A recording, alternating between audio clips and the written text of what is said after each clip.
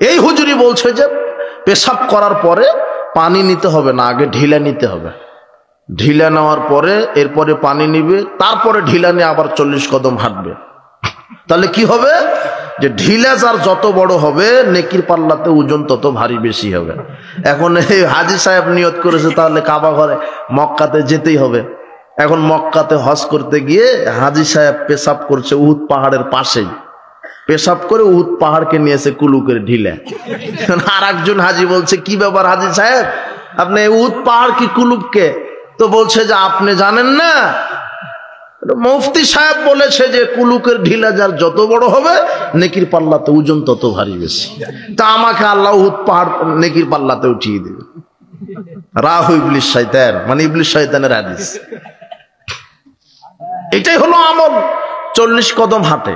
মুহাম্মদ সাল্লাল্লাহু আলাইহি ওয়াসাল্লাম বলছেন নারীর পেশাব পুরুষের পেশাবের চাইতে অপবিত্র বেশি। তাহলে পুরুষ যদি 40 কদম হাঁটে, তুমি যদি হাঁটো 40 কদম, তাহলে তোমার বউ কয় কদম? অন্তত ডবল। তো এটা তো আর বুঝতে পারেনি যে শরীয়ত খাবে কিনা আমার এই কথাটা বললে। কথা বুঝুনি তুমি? তোমার হুজুর বলছেন নারী পুরুষের সালাত পার্থক্য আছে, নারী বাঁধবে বুকের উপরে, পুরুষ বাঁধবে নাভির নিচে। অথচ এই কথা আরবিতে লিখাই হয়নি কোনোদিন, পৃথিবীর মাটিতেই লিখা নাই এই কথা, এই হাদিস নাই। সহিহ জয়ীফ তো বহুদূরের কথা, একটা জাল হাদিসও নাই, অথচ চলছে। নাহলে আগামীকাল তোমার এই ময়মনসিংহের সবচেয়ে বড় হুজুরকে ধরো যে মৌলানা সাহেব এই হাদিসটা আছে কোথায়, যে নারী বাঁধবে বুকের উপরে পুরুষ নাভির নিচে, এই হাদিসটা আছে কোথায়?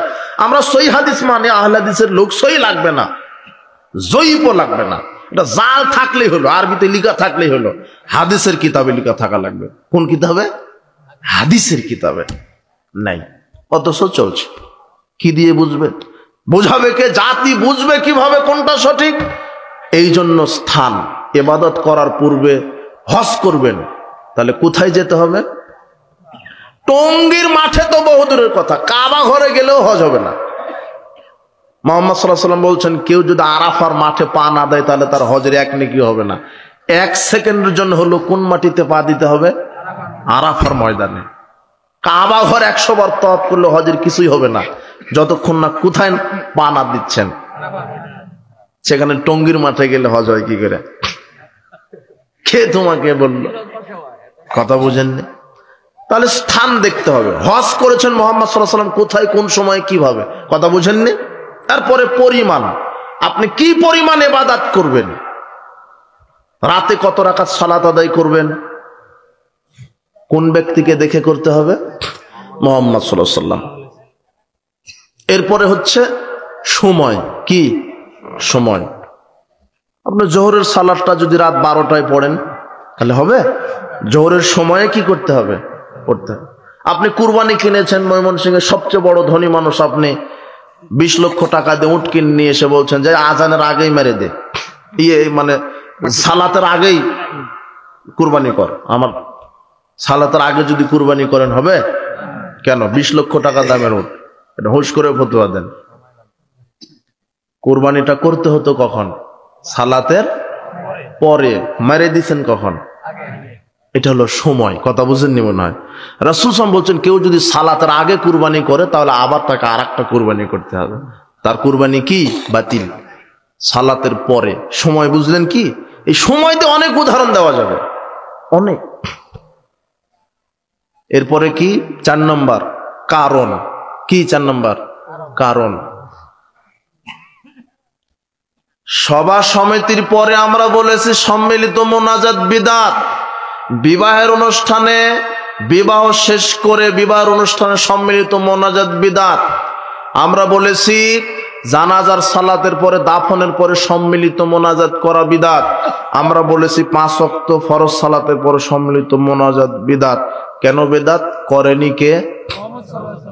যদি করে তাহলে দেখান, তাহলে সুন্নাত হয়ে যাবে। কথা বুঝেননি মনে হয়? কিন্তু সম্মিলিত মোনাজাত বেদাত ডাইরেক্ট এই কথা বলা যাবে না, বলতে হবে ফরজ সালাতের পরে সম্মিলিত মোনাজাত বিদআত। এই তাফসির মাহফিল সভা সমিতির পরে সম্মিলিত মোনাজাত বিদআত, বিবাহের পরে সম্মিলিত মোনাজাত বিদআত, দাফনের পরে সম্মিলিত মোনাজাত বিদআত। কিন্তু আমি যদি বলি সম্মিলিত মোনাজাত বেদাত, একেবারে আমভাবে বলে দিলাম, তাহলে আমার কথা ভুল হয়েছে। কেন? মুহাম্মদ সাল্লাল্লাহু আলাইহি ওয়াসাল্লাম অনেক জায়গাতে সম্মিলিত মোনাজাত করেছেন। কেমন? সালাতুল ইস্তিসকা, বৃষ্টি প্রার্থনার সালাত, সবাইকে নিয়ে তিনি কি করেছেন? বুঝেননি মনে হয়, মানে পানি প্রার্থনার সালাত। এখন এই যে কোন সালাতে কেন কি কারণে সবাইকে নিয়ে মোনাজাত করলেন? বৃষ্টি প্রয়োজন, এটা হলো মানহাজ। তিনি যেই আমল যেখানে যেই কারণে যেই সময়ে যেই পদ্ধতিতে করেছে আপনাকে ওই পদ্ধতিতেই করতে হবে। কথা বুঝেছেন? তিনি 5 ওয়াক্ত ফরজ সালাতের পরে সম্মিলিত মোনাজাত করেননি, তাই আপনার করাটা কি হবে? বিদআত। তিনি পানি প্রার্থনার সালাতে সবাইকে নিয়ে কি করেছেন? তাই ওটা করা কি? সুন্নাত। ওটা করা কি? সুন্নাত। আরেকটা কি? জুমার দিনে 2 আজান দেওয়া কি? সুন্নাত। রাসূল বলছেন খলিফার সুন্নাতকে তোমরা মানো, 4 সাহাবীর সুন্নাত মানো। তো 2 আজান যে দেওয়া হয়, উসমানের 2 আজান, তাই না? উসমান রাদিয়াল্লাহু আনহু কয় আজান দিয়েছেন জুমার দিনে? 2 আজান। এই দলিলে আপনি 2 আজান দেন, কিন্তু এই যে মানহাজটা আপনি বুঝতে পারেননি। উসমান রাদিয়াল্লাহু আনহু কি মসজিদে 2 আজান দিয়েছেন? হ্যাঁ, কোথায় দিয়েছেন? বাজারে একটা দিয়েছেন। কিন্তু উসমান রাদিয়াল্লাহু আনহু উনিও মসজিদে কয় আজান দিয়েছেন? হ্যাঁ, আর আপনি দুটাই মারেন কোথায়? তো হলো, পাগল হলেও তো বুঝবেন আপনি, কথা বুঝেননি? আপনি দলিল দিচ্ছেন উসমান 2 আজান দিয়েছে, তো আজান ঠিক আছে আপনার, কিন্তু মানহাজটা কি নাই? ঠিক নাই। যেই কারণে উসমান রাদিয়াল্লাহু আনহু দিয়েছেন ওই কারণ দেখেন। কি কারণ? আল্লাহর পক্ষ থেকে মনোনীত দিন হচ্ছে ইসলাম, আর মানুষকে সার্বিক জীবনে যেটা মেনে চলতে হবে সেটা কি? ইসলাম। সার্বিক জীবনে, অর্ধেক নয়। ইসলাম যদি মানতে চান তাহলে সার্বিক জীবনে মানতে হবে। যারা অর্ধেক ইসলাম মানে আর অর্ধেক মানে না, আল্লাহ এদেরকে কাফের বলেছেন। কেমন করে? প্রথম যে 2টা আয়াত তেলাওয়াত করা হলো, এটা ইমরানের প্রথম 19 আয়াত, এরপরে 85 আয়াত, এরপরে সূরা বাকারার 208 আয়াতে আল্লাহ বলছেন, ইয়া আইয়ুহাল্লাযীনা আমানু দুখুলু ফিস সিলমি কাফা, হে বিশ্বাসীগণ তোমরা ইসলামে পরিপূর্ণ দাখিল হও। কি? পরিপূর্ণ, আংশিক নয়, অর্ধেক নয়। ইসলামে ঢুকতে হলে কি ঢুকতে হবে? পরিপূর্ণ। এখন ইসলাম কি? আল্লাহর পক্ষ থেকে যে দিন, এই ইসলামটা কি? এই ইসলামকে কতটুকুন আমাদের মেনে চলতে হবে?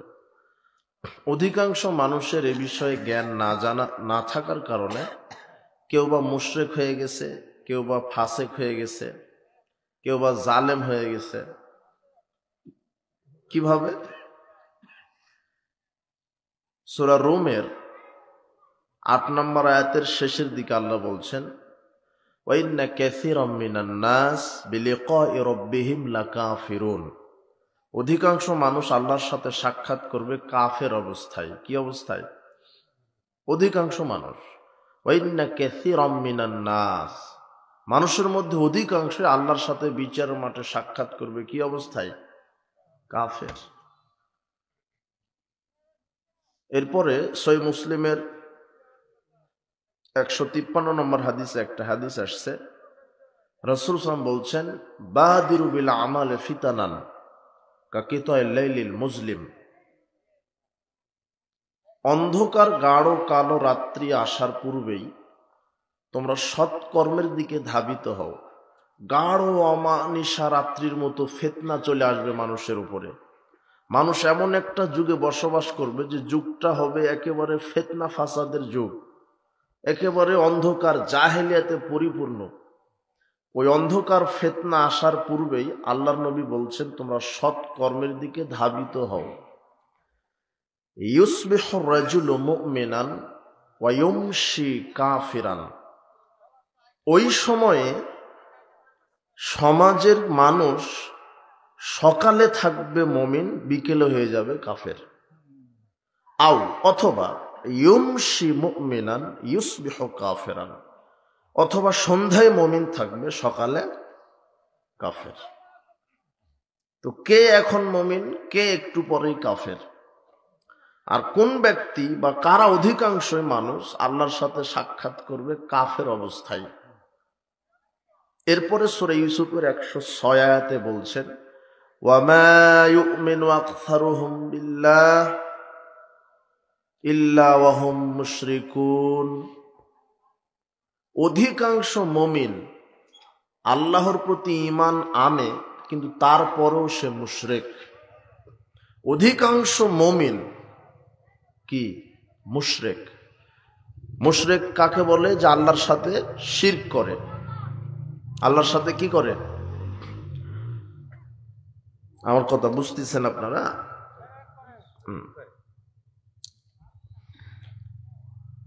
কারা? কোন বিজাতিরা না, ওরা তো মুশরিক। আল্লাহ বলছেন কি? যে মুমিনেরা হবে মুশরিক। ওয়ামা ইউমিনু আকসারুহুম বিল্লাহ ইল্লা ওয়া হুম মুশরিকুন। অধিকাংশ ঈমানদারেরাই হবে মুশরিক। এরা আল্লাহকে বিশ্বাসও করে, আবার আল্লাহর সাথে অন্যকে কি করে? শরীক করে। এই আয়াত আর এই হাদিসগুলি আপনি কিভাবে বুঝবেন? কিভাবে বুঝবেন আপনি? এটাই আজকে বুঝে এখান থেকে যেতে হবে। না হলে আপনার ঈমানটা যদি ভেঙে যায়, নষ্ট হয়ে যায়, তাহলে বিচারের মাঠে আপনি পাহাড় পরিমাণ আমল করেও বিচার মাঠে জান্নাত হবে না, যদি আপনার ঈমানের ভিতরে শিরক, কুফর ঢুকে যায়। আল্লাহ বলছেন সূরা আনামের 82 আয়াতে, আল্লাযীনা আমানু, যারা ঈমান এনেছে, ওয়ালাম ইয়ালবিসু ঈমানাহুম বিযুলম, যারা তাদের ঈমানের সাথে শিরক মিশ্রণ করেনি, উলাইকা হুমুল আমন, উলাইকা লাহুমুল আমন, তাদের জন্য রয়েছে নিরাপত্তা, ওয়া হুম মুহতাদুন, এবং তারাই হচ্ছে হেদায়েত প্রাপ্ত। কারা হেদায়েত প্রাপ্ত? যারা ঈমানের সাথে কি মিশ্রণ করেনি? শিরক।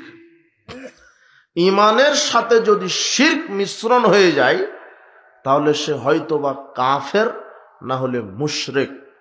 তার আমল আল্লাহ বিচার মাঠে গ্রহণ করবে না। সূরা মায়েদার 5 নম্বর আয়াতে বলছেন, ওমা ইয়াকফুর বিল ঈমান ফাকাদ হাবিতা আমালুহু ওয়া হুয়া ফিল আখিরাতি মিনাল খাসিরিন। যারা ঈমানকে নষ্ট করে দিল, ঈমানের সাথে যারা কুফরি করলো, তাদের আমল, ঈমান বাতিল হবে, তারা বিচার মাঠে জাহান্নামীদের অন্তর্ভুক্ত হবে। যদি আপনার ঈমান নষ্ট হয়ে যায়, যদি ঈমানের ভিতরে কুফর ঢুকে, যদি ঈমানের ভিতরে শিরক প্রবেশ করে, তাহলে আপনার ঈমানও নষ্ট, আমলও নষ্ট। ওয়ালাউ আশরাকু লাহাবিতা আনহুম মা কানু ইয়ামালুন। যদি মানুষেরা শিরক করে, তাহলে তাদের আমল সব বাতিল হবে। তাহলে আপনার ঈমানের ভিতরে যদি শিরক মিশ্রণ করেন, তো কিভাবে শিরক মিশ্রণ হয়? এতক্ষণ তো শুনলেন যে ঈমানের সাথে শিরক মিশে গেলে, কুফর মিশে গেলে তার আমল, ঈমান নষ্ট হবে। অধিকাংশ মানুষ বিচার মাঠে আল্লাহর সাথে সাক্ষাৎ করবে কি অবস্থায়? কাফের অবস্থায়। তো কে সেই ব্যক্তি? আবার বলছে আল্লাহ, অধিকাংশ মানুষ ঈমান আনার পরেও কি? মুশরিক। এই আয়াতগুলি আল্লাহ কেন বললেন? এর ব্যাখ্যা কি? আর কোন মুমিন মুশরিক? আর কোন ব্যক্তি আল্লাহর সাথে কাফের অবস্থায় সাক্ষাৎ করবে? কে তার ঈমানের সাথে শিরক মিশ্রণ করছে? কোন ব্যক্তি? কে সে? আল্লাহ সুবহানাহু ওয়া তাআলা বলছেন, ইন্নাল্লাযীনা ফাররাকু দীনাহুম ওয়া কানু শিয়াআ, নিশ্চয়ই যারা নিজের দ্বীনকে বিভক্ত করেছে, টুকরো টুকরো, খণ্ড খণ্ড করে ফেলেছে। আপনার দ্বীন কি? ইসলাম। আল্লাহ বলছেন যারা ইসলামকে ভেঙে খান খান, টুকরো টুকরো করে ফেলেছে, তার মানে ইসলামকে মানুষ দলে উপদলে কি করেছে? আজকে বিভক্ত করে দেয়নি? কত দল ইসলামের নামে, খারেজি, শিয়া, মুরজিয়া, মুতাজিলা, জাহামিয়া, জাবরিয়া, মুআত্তিলা, মাতরুদিয়া, ইসমাইলা, আপনার ওই নকশবন্দিয়া, চিশতিয়া, কাদেরিয়া, মুজাদ্দিদিয়া, তারপরে আপনার এই যে তরিকা তন্ত্রের নামে ব্রেলভি, দেওবন্দি, আটরশি, সরসিনা, মায়াজ ভান্ডারি, কুতুববাগ, রাজারবাগ, চন্দ্রপুরী, ফুলতলি, এক একটা বিভক্তি না এগুলা? মাযহাবের নামে 4টা আছে, হানাফি, সাফি, মালিকি, হাম্বলি, কি এগুলো বিভক্ত নয়? এক একটা ভাগে বিভক্ত হয়েছে মুসলমান। আর প্রত্যেকের কাছেই তাদেরটাই সঠিক, এর দলিলও তারা পেশ করছে। কোরআনে আল্লাহ বলছেন, কুল্লু হিজবিন বিমা লাদাইহিম ফারিহুন।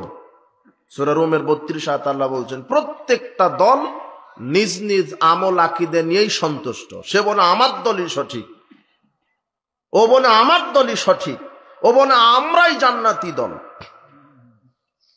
অথচ সবাই দলে দলে বিভক্ত। দল যতই হোক, আল্লাহ বলছেন সূরা আরাফের 181 আয়াত, ওয়া মিম্মান খালাকনা উম্মাতুন ইয়াহদুনা বিল হক।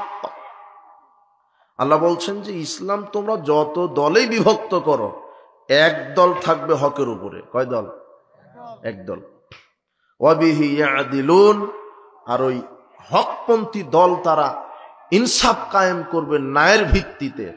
ইসলামের নামে দল হবে অনেক। কত দল হবে? রাসূল সাল্লাল্লাহু আলাইহি ওয়াসাল্লাম আরবি বাগরীতিতে শুধু এতটুকুন বলেছেন, ইন্না বানি ইসরাঈলা তাফাররাকাত আলা সিনতাইনা সাবঈনা মিল্লাতান। ইহুদি খ্রিস্টান 72 কাতারে বিভক্ত হয়েছিল। ওয়া তাফতারিকু উম্মতি আলা সালাসিন ওয়া সাবঈনা মিল্লাতান, আর আমার মুসলিম উম্মতেরা বিভক্ত হবে 73 কাতারে। তিরমিজির 2641 নম্বর হাদিস, কুল্লুহুম ফিন্নার। আমার যে মুসলিমরা 73 কাতারে বিভক্ত হচ্ছে, আর 72 কাতারই জাহান্নামে যাবে। ইল্লা মিল্লাতান ওয়াহিদাতান, এক কাতার জান্নাতে যাবে। রাসূল সাল্লাল্লাহু আলাইহি ওয়াসাল্লামকে সাহাবীগণ জিজ্ঞাসা করছেন, মান হে রাসূলুল্লাহ, আল্লাহর নবী আপনি যে বললেন এক কাতার জান্নাতে যাবে, তারা কারা? তখন মুহাম্মদ সাল্লাল্লাহু আলাইহি ওয়াসাল্লাম আর নাম বলে যাননি যে সেটা দেওয়ানবাগী, চন্দ্রপুরী, আটরশি, সরসিনা, খারেজি, শিয়া, হানাফি, সাফি, মালিকি, হাম্বলি, কোনো নাম বলে যাননি তিনি, শুধু বৈশিষ্ট্য বলে গেছেন। কি বলে গেছেন? বিচারের মাঠে সরাসরি একটি দল জান্নাতে যাবে, বাকি মুসলমানদের 72 কাতারারা কোথায় যাবে? জাহান্নাম। এটা মুহাম্মদ সাল্লাল্লাহু আলাইহি ওয়াসাল্লামের বক্তব্য। যখন বলছে যে মুসলমান 73 কাতার হবে, এক কাতার জান্নাত, 72 কাতার জাহান্নাম, তখন সাহাবীগণ বলছেন যে এক কাতার কারা জান্নাতে যাচ্ছে? বলেন মান হিয়া, ওটা কে? ওই এক কাতার কারা? তখন মুহাম্মদ সাল্লাল্লাহু আলাইহি ওয়াসাল্লাম বলছেন, মা আনা আলাইহি ওয়া আসহাবি, আমি আর আমার সাহাবীগণ যার উপরে জীবন পরিচালনা করছি, এর উপরে যারাই, অর্থাৎ আমি এবং আমার সাহাবীগণ জীবন পরিচালনা করছি কোরআন এবং হাদিস। কোন দুইটার উপরে? কোরআন এবং হাদিস।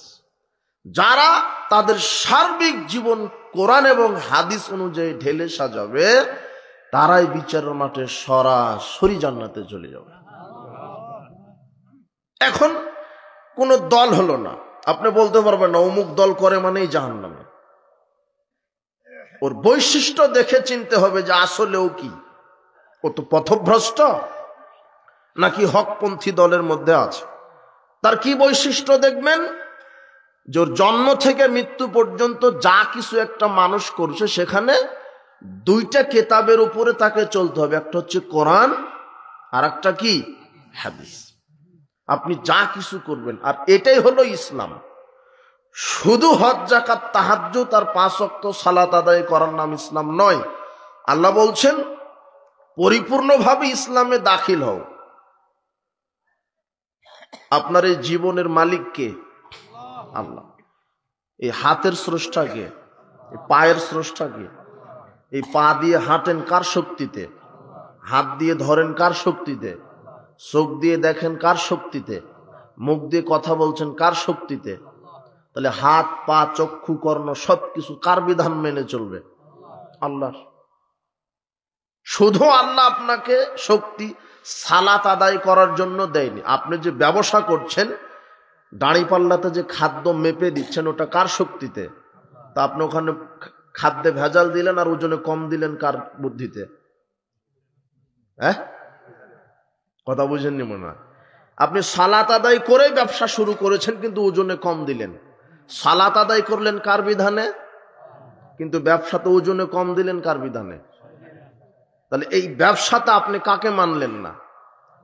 তাহলে আপনার জন্য জান্নাত নেই। সালাত যার বিধানে, ব্যবসা করতে হবে কার বিধানে? কথা বুঝেননি মনে হয়। উমরা করতে গেছেন, উমরা করেন কার বিধানে? আর আপনি ব্যাংকে চাকরি করছেন কার বিধানে? আল্লাহর বিধান বলে। ওখানে সুদ ও সুদ খায়, দাড়ি টুপি রেখে 2 বার হজ করা আছে, আর সুদি ব্যাংকে চাকরি করে। এই হারামখোরের জানাই নাই যে সুদ এটা হারাম, আমার এই সুদি ব্যাংকে চাকরি করাও হারাম। ও শুধু মনে করছে মসজিদ আল্লাহকে মানতে হবে। কথা বুঝেননি মনে হয়। সুদ কি জায়েজ না হারাম? তো সুদি ব্যাংকে চাকরি করা কি? মানে আপনাকে সব ক্ষেত্রে আল্লাহর বিধান। আপনি কি করতে চাচ্ছেন সেখানে আল্লাহর বিধান আছে। কি করতে চাচ্ছেন আপনি? শুধু সালাত সিয়াম হজ যাকাত এটা ইসলাম নয়, সব ক্ষেত্রে আল্লাহর বিধান আছে। আপনি ব্যবসা করবেন কিভাবে? আল্লাহ বলছেন এই ওজনে কম দিও না, মানুষকে ওজনে দেওয়ার সমতে পরিপূর্ণ দাও, নেওয়ার সমতে সঠিকভাবে নাও, খাদ্যে ভেজাল দিও না। এগুলো আল্লাহর বিধান নয়। রাসূল সাল্লাল্লাহু আলাইহি ওয়াসাল্লাম বলছেন ইন্নাল্লাহা ইযা হারামা আলা কওমিন আকলা শাই, আল্লাহ যখন কোনো জাতির উপরে কোনো জিনিস খাওয়া হারাম করে, ফাহারামা আলাইহিম সামানাহু, তার ব্যবসাকে আল্লাহ হারাম করে দেন। যেটা খাওয়া হারাম তার ব্যবসা কি? শুকর হালাল না হারাম? এর ব্যবসা কি? হারাম। মৃত প্রাণী হারাম, এর ব্যবসা কি? হারাম।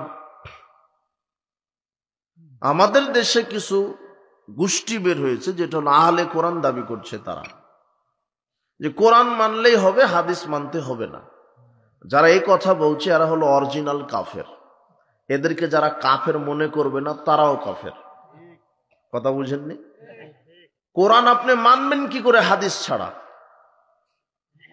হাদিস হচ্ছে কোরআনের ব্যাখ্যা। আল্লাহ বলছেন সালাত আদায় করো, এখন কোনটা কয় রাকাত, কিভাবে রুকু সেজদা কিয়াম কুদ, এটা এখন কোথায় আছে? হাদিসে। আল্লাহ বলছেন হজ করো, কিভাবে ইহরাম বাঁধতে হবে, মিনায় কি, মুজদালিফায় কি, আরাফার মাঠে কি, কুরবানি কখন, মাথা মুন্ডন কখন, পাথর নিক্ষেপ কখন, সব কোথায়? হাদিসে। তাহলে কি ফিতনা ছড়িয়ে দিচ্ছে আহলে কোরআন। বলছে যে কোরআনে যা আছে তাই মানবো, হাদিস মানবো না, হাদিস এসেছে বহু পরে, এজন্য হাদিস মানবো না। জি না, রাসূল সাল্লাল্লাহু আলাইহি ওয়াসাল্লামের যুগ থেকে হাদিস লেখা শুরু হয়েছে। আব্দুল্লাহ ইবনে আমর রাদিয়াল্লাহু আনহু বলছেন যে কুনতু আকতুবু কুল্লা শাই আসমাহু মির রাসূলিল্লাহ সাল্লাল্লাহু আলাইহি ওয়াসাল্লাম ইউরিদু হিফযাহু, আমি রাসূল সাল্লাল্লাহু আলাইহি ওয়াসাল্লাম থেকে যা শুনতাম তাই লিখে নিতাম। ফানাহাতনি কুরাইশুন, একদা কুরাইশের বড় বড় নেতারা আমাকে বললেন যে তুমি সব লিখো না। আতাকতুবু কুল্লা শাই তাসমাহু মির রাসূলিল্লাহ সাল্লাল্লাহু আলাইহি ওয়াসাল্লাম, তুমি কি রাসূল সাল্লাল্লাহু আলাইহি ওয়াসাল্লাম থেকে যা শোনো তাই কি লিখে নাও নাকি? ইন্নামা আনা বাশার, ও তো মানুষ। ইয়াতাকাল্লামু ফির রিজা ওয়াল সাকতি, মুহাম্মদ সাল্লাল্লাহু আলাইহি ওয়াসাল্লাম ওই সন্তুষ্ট অবস্থায় কথা বলে, রাগান্বিত অবস্থায় কথা বলে। মুহাম্মদ যা বলে তাই তুমি লেখো কেন? মুহাম্মদ তো রাগান্বিত অবস্থায় কথা বলে, খুশি অবস্থায় কথা বলে, ও তো একজন মানুষ। এই যে কাফেররা বলছে মুহাম্মদ মানুষ, আর দেশের হুজুর বলছে ও মানুষ নয়, ও নূরের তৈরি। আল্লাহ বলছেন কুল ইন্নামা আনা বাশার বাশারুম মিথলুকুম, আল্লাহ বলছেন যে তুমি বলো যে আমি তোমাদের মতোই মানুষ, পার্থক্য আমার কাছে ওহী আসে, তোমাদের কাছে আসে না, কিন্তু আমি তোমাদের মতোই মানুষ। সূরা রুমের 20 নম্বর আয়াতে বলছেন ওমিন আয়াতিহি আন খলাকাকুম মিন তুরাব। এই আয়াত কার উপরে নাযিল হয়েছে? হ্যাঁ, কি কোরআনের যে ৬২৩৬টা আয়াত মোহাম্মদ ব্যতীত আর কার উপরে নাযিল হয়েছে নাকি একটা আয়াত? ৬২৩৬টা আয়াত একজন মানুষের উপর নাযিল হয়েছে, যার নাম কি? এর মধ্যে এটা একটা আয়াত। আল্লাহ বলছেন, মুহাম্মদ শোনো সাল্লাল্লাহু আলাইহি সাল্লাম, আল্লাহর অনেক নিদর্শনের মধ্যে একটা নিদর্শন হচ্ছে আল্লাহ তোমাদেরকে সৃষ্টি করেছেন মাটি থেকে। এই আয়াত কার উপরে নাযিল হলো? আল্লাহ বলছেন মুহাম্মদকে, আল্লাহর নিদর্শন হচ্ছে তোমাদেরকে সৃষ্টি করেছেন কোথা থেকে? খলাকাকুম মিন তুরাব। তোমাদেরকে আল্লাহ সৃষ্টি করেছেন কোথা থেকে? তোমাদের মধ্যে শুধু মোহাম্মদ বাদ, তাই না? আর আয়াতই নাজিল হলো যার উপরে, তাকে আপনি বাদ দিলেন। এটা হয় কি করে? আর বলছে যে মাটির তৈরি বললে তো মর্যাদা কমানো হলো। জি না, সবচেয়ে দামি জিনিস মাটি। মুহাম্মদ সাল্লাল্লাহু আলাইহি ওয়াসাল্লাম নূরের তৈরি নয়।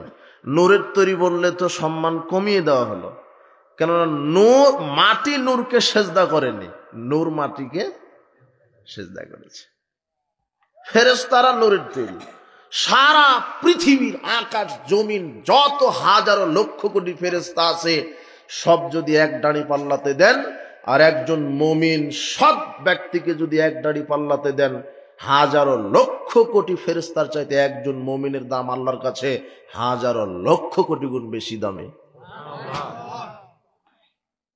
ফেরেশতাদের চাইতে মানুষের দাম কি বেশি? তো মানুষ মাটির তৈরি, ফেরেশতা কিসের তৈরি? নূরের তৈরি। তা আপনি নূরের তৈরি বলে সম্মান কমালেন না বাড়ালেন? কমিয়ে ফেলেছেন তো।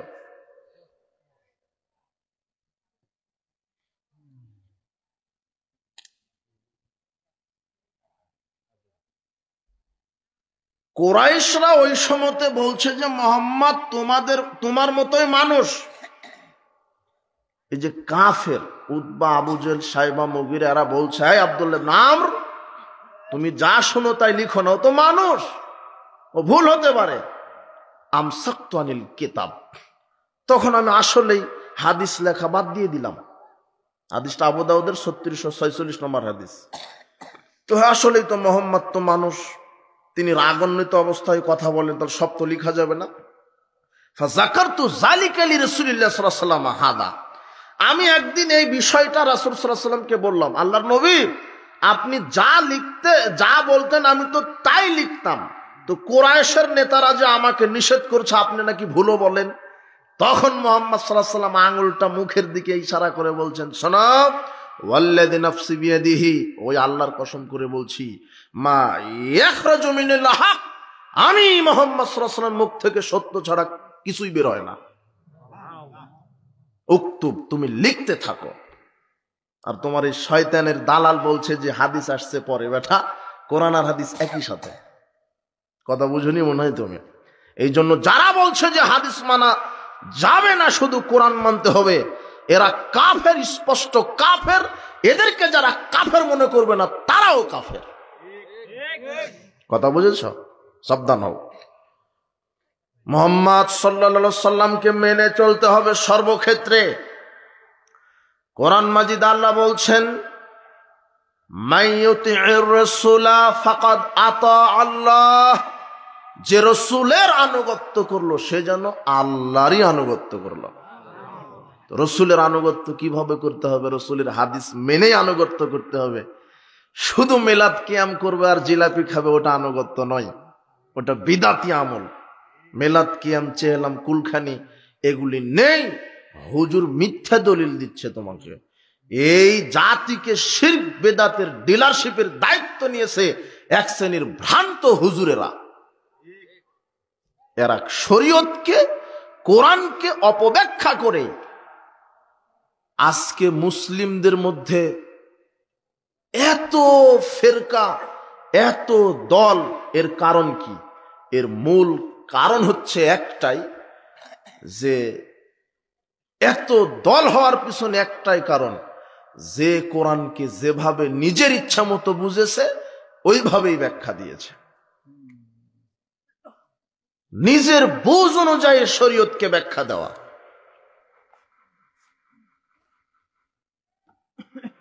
হুজুর যেভাবে বুঝেছে ওইভাবেই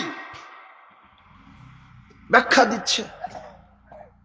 কিন্তু কোরআন সুন্নাহ অবতীর্ণ হয়েছে কার উপরে? মুহাম্মদ সাল্লাল্লাহু আলাইহি সাল্লামের উপরে। কাদের সময়ে? সাহাবীদের সময়ে। তো রাসূল সাল্লাল্লাহু আলাইহি সাল্লাম ভালো বুঝবেন নাকি হুজুর ভালো বুঝবেন? মুহাম্মদ সাল্লাল্লাহু আলাইহি সাল্লাম। আয়াত নাজিল হয়েছে কার উপরে? হাদিস বলছেন মুহাম্মদ সাল্লাল্লাহু আলাইহি সাল্লাম।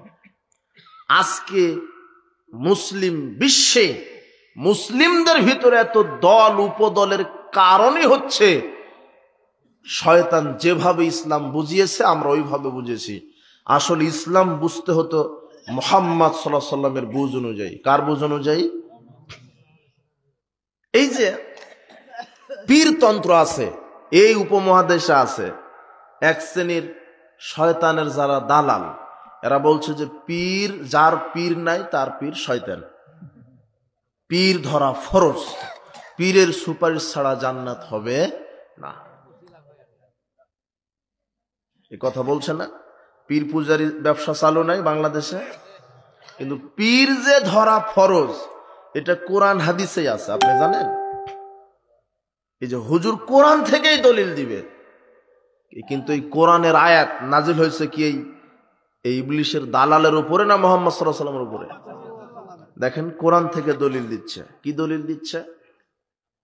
ইয়া আইয়ুহাল্লাযিনা আমানুত্তাকুল্লাহ ওয়াবতাগু ইলাইহিল ওয়াসিলা। হে বিশ্বাসীগণ, আল্লাহকে ভয় করো আর ওয়াসিলা তালাশ করো, মানে পীর ধরো। ওয়াবতাগু ইলাইহিল ওয়াসিলা, ওয়াসিলা তালাশ করো মানে কি ধরো? পীর ধরো। ওয়াসিলা মানে যে পীর, এটা এই হুজুরকে বলল কে? ওয়াসিলা মানে কি? এই ওয়াসিলা, এই আয়াতটা নাজিল হয়েছে কার উপরে? মুহাম্মদ সাল্লাল্লাহু আলাইহি ওয়াসাল্লামের উপরে। শোনেন, রাষ্ট্রে, পৃথিবীতে শয়তানের কিছু দালাল আছে। কি আছে? শয়তানের দালাল। দালাল বুঝেন তো? প্রতিনিধি, এজেন্ট। এটা আল্লাহ বলছেন, আল্লাহর ভাষা। কোথায়? সূরা আনাম 112 আর 121 দুটো আয়াত।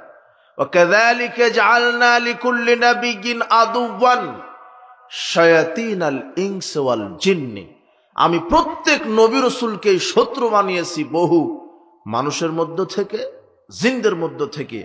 ইউহি বাদুহুম ইলা বাদিন যুখরুফাল কাওলি গুরুরা। এরা পরস্পরকে ওহী করে। জিন শয়তান মানুষ শয়তানকে কি করে? ওহী করে, ওহী। এরপরে 121 আয়াতে আল্লাহ বলছেন, ওয়া ইন্নাশ শায়াতিনা লা ইউহুনা ইলা আউলিয়াইহিম লিউজাদিলুকুম। নিশ্চয় শয়তানের পৃথিবীতে কিছু দালাল আছে, প্রতিনিধি আছে, বন্ধু আছে। শয়তানের কি আছে? বন্ধু। শয়তানের এজেন্ট, শয়তানের দালাল আছে। এই শয়তানের এজেন্ট কারা? বন্ধু কারা? মুসনাদ আহমদ 4131 নম্বর হাদিস। খত্তালানা রাসূলুল্লাহ সাল্লাল্লাহু আলাইহি ওয়াসাল্লাম, রাসূল সাল্লাল্লাহু আলাইহি ওয়াসাল্লাম একদা সোজা রেখা টানলেন। রেখা টেনে বলছেন, হাদা সাবিলুল্লাহ, এটা হলো আল্লাহর রাস্তা। ফাম্মা খাত্তা খুতুতান আন ইয়ামিনিহি ওয়া শিমালিহি, তিনি ডানে বামে আরো বহু রেখা টানলেন, আঁকা বাঁকা রেখা। রেখা টেনে বলছেন, হাযিহি সুবুলুন আলা কুল্লি সাবিলিন মিনহা শাইতান। এই আঁকা বাঁকা রাস্তাগুলিও রাস্তা, তবে প্রত্যেকটা রাস্তাতে শয়তান বসে আছে। কি বসে আছে? আঁকা বাঁকা যত পথ, সব পথে কি বসে আছে? ইয়াদউ ইলাইহি। আর সেই বাঁকা ভ্রান্ত পথে আহ্বান করছে শয়তান, এই এক শ্রেণীর মুমিনের ঈমানকে নষ্ট করার জন্য। শয়তান আহ্বান করছে, ভ্রান্ত পথে মানুষকে ডাকার জন্য আহ্বান করছে। কিন্তু সহজ সরল রাস্তা কয়টা? আল্লাহ সূরা ফাতিহাতে বলছেন, ইহদিনাস সিরাতাল মুস্তাকিম। প্রত্যেককে আল্লাহ বলছেন তোমরা সালাতে এই দোয়া বলো, আল্লাহ তুমি আমাদেরকে সহজ সরল পথ দেখাও। যারা এই পীরতন্ত্র মারফতের নামে যেটা সমাজে ঢুকে গেছে, এই পীরতন্ত্রে যারা বিশ্বাসী এরা বলছে যে হাকিকত শরীয়ত তরিকত এগুলি মানলে যেটা মানবে একটা রাস্তাতে গেলেই জান্নাত হবে। আপনার ঢাকাতে আপনার ওই ভালুকা দিয়ে যাওয়া যায়, টাঙ্গাইল দিয়ে যাওয়া যায়, সিলেট দিয়ে যাওয়া যায়, ঢাকাতে গেলেই হলো, অনেক রাস্তা, যে কোনো একটা রাস্তাতে গেলেই হলো। কিন্তু এখন এই কথা শুনে অশিক্ষিত মানুষ বলছে ঠিকই তো, মসজিদে সালাত আদায় করলেও তাহলে জান্নাত হবে, পীরের মুরিদ হলেও তাহলে জান্নাত হবে, একটা রাস্তাতে গেলেই তো হলো। কিন্তু শয়তান তো এটা বুঝালো ঢাকাতে যাওয়ার অনেক রাস্তা, তাই তো আপনি যে কোনো রাস্তা দিয়ে যেতে পারেন, কিন্তু আল্লাহ যে জান্নাতে যাওয়ার রাস্তাই তৈরি করেছেন একটা। কথা বুঝেন নেব না? জান্নাতে যাওয়ার রাস্তা কয়টা? ইহদিনাস সিরাতাল মুস্তাকিম, সেটা হলো সহজ সরল সোজা একটা রাস্তা। মুহাম্মদ সাল্লাল্লাহু আলাইহি ওয়াসাল্লাম এটাই হাদিসে বলছেন, একটা রেখা সোজা টানলেন, কয়টা? দুইটা নয়, কিন্তু আঁকা বাঁকা কতটা টেনেছেন? অসংখ্য। আর সব রাস্তাতে কে বসে আছে? শয়তান। শয়তান বসে থেকে মানুষকে ভ্রান্ত পথের দিকে ডাকছে। কিভাবে বুঝবেন? বোঝার কায়দা আছে তো। বুখারীর 3606 নম্বর হাদিস, রাসূল সাল্লাল্লাহু আলাইহি ওয়াসাল্লাম বলছেন, শোনো হুযায়ফা, এমন একটা সময় আসবে দুআতুন ইলা আবওয়াবি জাহান্নাম, জাহান্নামের দিকে ডাকার জন্য কিছু বক্তা বের হবে। কি বের হবে? কোন দিকে ডাকার জন্য? দুআত, দাঈগণ, আলেম, দাঈ আলেম বক্তা বের হবে ইলা আবওয়াবি জাহান্নাম, যারা জাহান্নামের দরজার দিকে ডাকবে। তো আলেম কোন আলেম, কোন বক্তা, কোন দাঈ জাহান্নামের দিকে ডাকছে? হুযায়ফা ইবনুল ইয়ামান রাদিয়াল্লাহু তাআলা আনহু তিনি অবাক কণ্ঠে বলছেন, সিফহুম লানা ইয়া রাসূলুল্লাহ, হে আল্লাহর রাসূল আপনি সেই বক্তার পরিচয় বলেন তো, সেই বক্তার পরিচয় বলেন। তখন মুহাম্মদ সাল্লাল্লাহু আলাইহি ওয়াসাল্লাম বলছেন, হুম মিন জিলদাতিনা ইয়াতাকাল্লামুনা বিআলসিনাতিনা, হ্যাঁ আমি পরিচয় বলছি, শোনো, তারা হবে তোমাদের মতোই মুসলমান, দাড়ি টুপি পাগড়ি আলখাল্লা জুব্বা সবই থাকবে, তারা হবে বড় বড় হুজুর, তারা কোরআন হাদিস থেকেই বক্তব্য দিবে। মান আজাবাহুম ইলাইহা কাযাফুহু ফিহা, কিন্তু ওই বক্তার বক্তব্য শুনে যারাই আমল করবে তারাই জাহান্নামে চলে যাবে। তো সেই বক্তা কোন বক্তা? মুসলিমের 1847 নম্বর হাদিসে বলছেন, কুলুবুহুম কুলুবুশ শায়াতিন ফি জুসমানিন সিন। মুহাম্মদ সাল্লাল্লাহু আলাইহি ওয়াসাল্লাম বলছেন, এই সাহাবীগণ শোনো, শেষ জামানায় কিছু আলেম বের হবে, ইমাম বের হবে, তাদের দেখতে লাগবে বড় আলেম, কিন্তু অন্তর হবে ইবলিশ শয়তানের। হুজুরের অন্তর হবে কিসের? বক্তা কোরআন হাদিস থেকে কথা বলবে, কিন্তু ওই বক্তার বক্তব্য শুনে যারা আমল করবে কোথায় যাবে? এখন বক্তা নিজের মতো করে ব্যাখ্যা দিচ্ছে কোরআনের, দেখেন নিজের মতো করে, মানে শয়তানের দালাল আছে পৃথিবীতে। কি আছে? এই ইবলিশের দালাল মানেই এই ভ্রান্ত প্রতারক আলেম, এরা হলো কার দালাল? ইবলিশের দালাল। কিভাবে? ওই যে কোরআন মাজিদের আয়াত বলছে, ওয়াবতাগু ইলাইহিল ওয়াসিলা, তোমরা ওয়াসিলা ধরো। শয়তান শিখিয়ে দিল আলেমকে যে আপনি একটু ব্যাখ্যা করে দেন, ওয়াসিলা মানে জাতিকে বলে দেন যে পীর ধরো। এই ওহিটা করলো কে বক্তার কানে? শয়তান। এখন বক্তা সাহেব এভাবেই বলছে, আচ্ছা ওয়াসিলা মানে যদি পীর হয়, আচ্ছা মুহাম্মদ সাল্লাল্লাহু আলাইহি ওয়াসাল্লাম সবচেয়ে বড় ব্যক্তি না? আপনার এই আব্দুল কাদের জিলানী, শাহজালাল সিলেটি, বায়েজিদ বোস্তামি, এরা বড় পীর না মুহাম্মদ সাল্লাল্লাহু আলাইহি ওয়াসাল্লাম বড় রাসূল? কে সবচেয়ে বড়? মুহাম্মদ সাল্লাল্লাহু আলাইহি ওয়াসাল্লাম। তো মুহাম্মদ সাল্লাল্লাহু আলাইহি ওয়াসাল্লাম যদি এত বড় হন, তো এখন যদি ওয়াসিলা মানে, যদি আপনার হুজুর বলে ওয়াসিলা মানে পীর, তাহলে এখন আপনি আজানের দোয়া বলেন তো, আতি মুহাম্মাদানিল ওয়াসিলাতা ওয়াল ফাদিলা, বলেন কি না? এখন এর বাংলা অনুবাদ কি? আতি, আল্লাহ তুমি প্রদান করো, মুহাম্মাদান, মুহাম্মাদকে, ওয়াসিলা মানে অনুবাদ করেন পীর। আল্লাহ তুমি মুহাম্মাদকে কি দাও? পীর দাও। কথা বোঝনি যুবক? তোমার হুজুর বলছে যে ওয়াবতাগু ইলাইহিল ওয়াসিলা, তোমরা পীর ধরো। তো পীর যদি ধরা লাগে তো সবচেয়ে বড় পীর কে হতে পারে? না, মুহাম্মদকে তো পীর বলা যাবে না, উনি তো সর্বশ্রেষ্ঠ নবী ও রাসূল। ওর মতো উনি বলছেন আল্লাহে লাকশাকুম লিল্লাহি ওয়া আতকাকুম লাহু, আমি মুহাম্মদ সাল্লাল্লাহু আলাইহি ওয়াসাল্লামের চেয়ে আকাশের নিচে জমিনের চাইতে তাকওয়াশীল বড় মানুষ দ্বিতীয় কেউ নাই। মুহাম্মদ সাল্লাল্লাহু আলাইহি ওয়াসাল্লাম নিজে বলছেন যত বড়ই পীর হোক। আর বাংলাদেশে ওই পীর সবচেয়ে বড় পীর যে 20 বছর ধরে গোসল দেয় না, চুলগুলি পাটের জটের মতো হয়ে আছে, এই হলো সবচেয়ে বড় পীর। এখন আপনি অনুবাদ করেন যে ওয়াসিলা মানে যদি পীর হয় তাহলে আতি মুহাম্মাদানিল ওয়াসিলাতা ওয়াল ফাদিলা, আল্লাহ তুমি মুহাম্মদকে বড় একটা পীর দান করো। হইল? তাহলে ওয়াসিলা মানে কি? নৈকট্য। কার নৈকট্য? আল্লাহ বোঝাতে চাচ্ছেন হে পৃথিবীর ইমানদারগণ, তোমরা আল্লাহর নৈকট্য তালাশ করো। তা আল্লাহর নৈকট্য কিসে হবে? গাঁজা খেয়ে?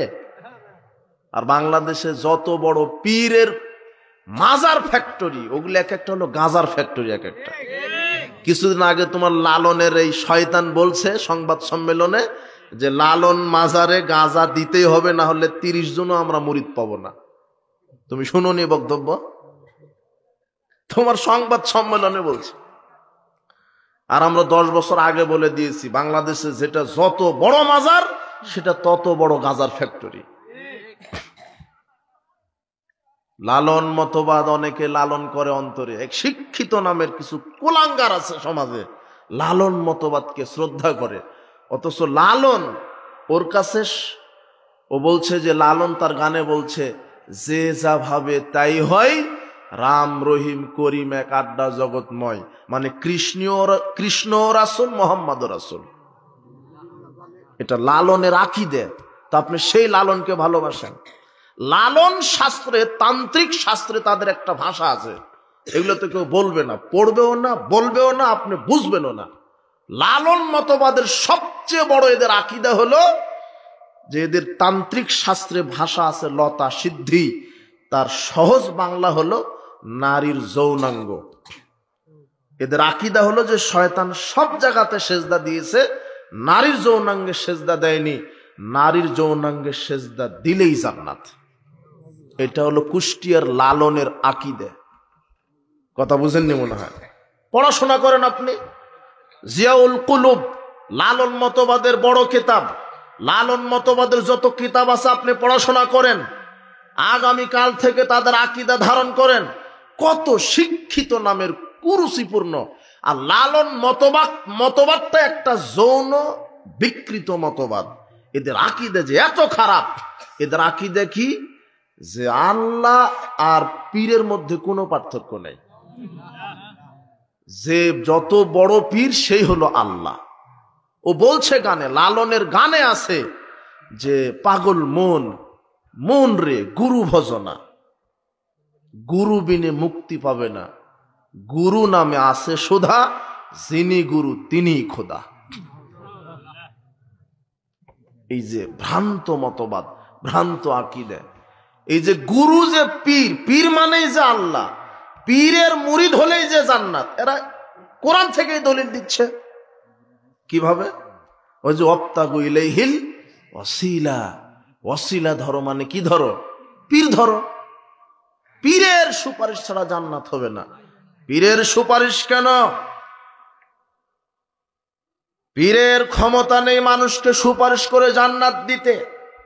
মানুষের পাপ ক্ষমা করার ক্ষমতা পৃথিবীর কোন নবীর নেই। জান্নাত জাহান্নাম দাতা কোন নবী নয়। কোন নবীর ক্ষমতা হয়নি যে তার উম্মতকে হেদায়েত দেওয়ার। আপনি পীরের উপরে ভরসা করেছেন মানে আপনিও মুশরিক। জান্নাত জাহান্নামে যাওয়ার জন্য ভরসা কার উপরে? নবীর উপরে যদি ভরসা করেন তবুও মুশরিক। এখন আপনি হজ করতে গিয়ে যদি ওই মদিনায় গিয়ে যদি মুহাম্মদ সাল্লাল্লাহু আলাইহি সাল্লামের কবর জিয়ারত করার সময় তো বলেন, ইয়া রাসূলুল্লাহ আপনি আমাকে সুপারিশ করে জান্নাতে নিয়ে যাবেন, তাহলে আপনি মুশরিক। নবীর কাছে সুপারিশ চাওয়া যাবে না। ভাষাটা এইভাবে বলতে হতো, আল্লাহ তুমি মুহাম্মাদের সুপারিশ আমার জন্য কবুল করো। আল্লাহ তুমি মুহাম্মদ সাল্লাল্লাহু আলাইহি সাল্লামের সুপারিশ আমার জন্য কি করো। ডাইরেক্ট কার কাছে সুপারিশ চাওয়া যাবে না? মুহাম্মদ সাল্লাল্লাহু আলাইহি সাল্লামের কাছে চাওয়া যাবে না।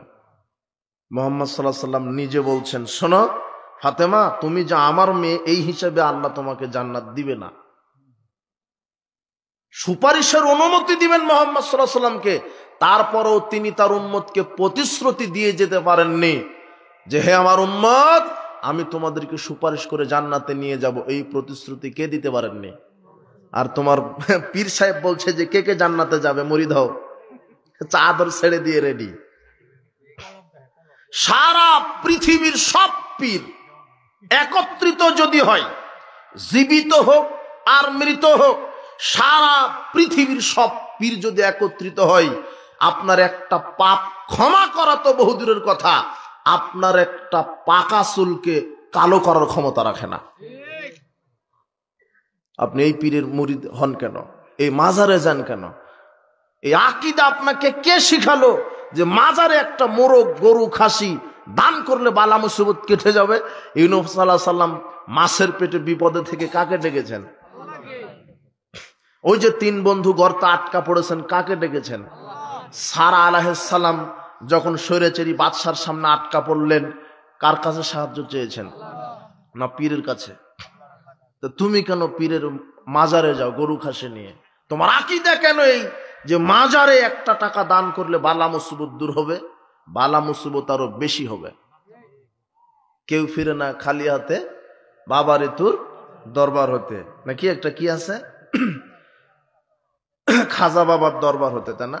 দেখো যে তোমার জুতাই নাই, চুরি হয়ে গেছে তোমার খাজা বাবা, তুমি গেছো খালি হাতে ফিরবে না, তোমার জুতাটাই নাই, তোমার জুতাটাই রক্ষা করতে পারলো না খাজা বাবা, তোমার আবার কি বাবা? এই যে পীরের দলিল কোরআন থেকেই দিচ্ছে শয়তান, এই আলেম কোরআন থেকেই দিচ্ছে।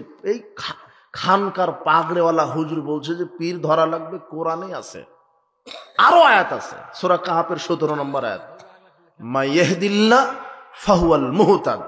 আল্লাহ বলছেন আল্লাহ যাকে হেদায়েত দেয় সে হেদায়েত পায়, ওয়া মা ইউদলিল ফালান তাজিদা লাহু ওয়ালিয়াম মুরশিদা। আর যে পথভ্রষ্ট হয় তার কোনো মুর্শিদ নাই। এই মুর্শিদ মানে পীর।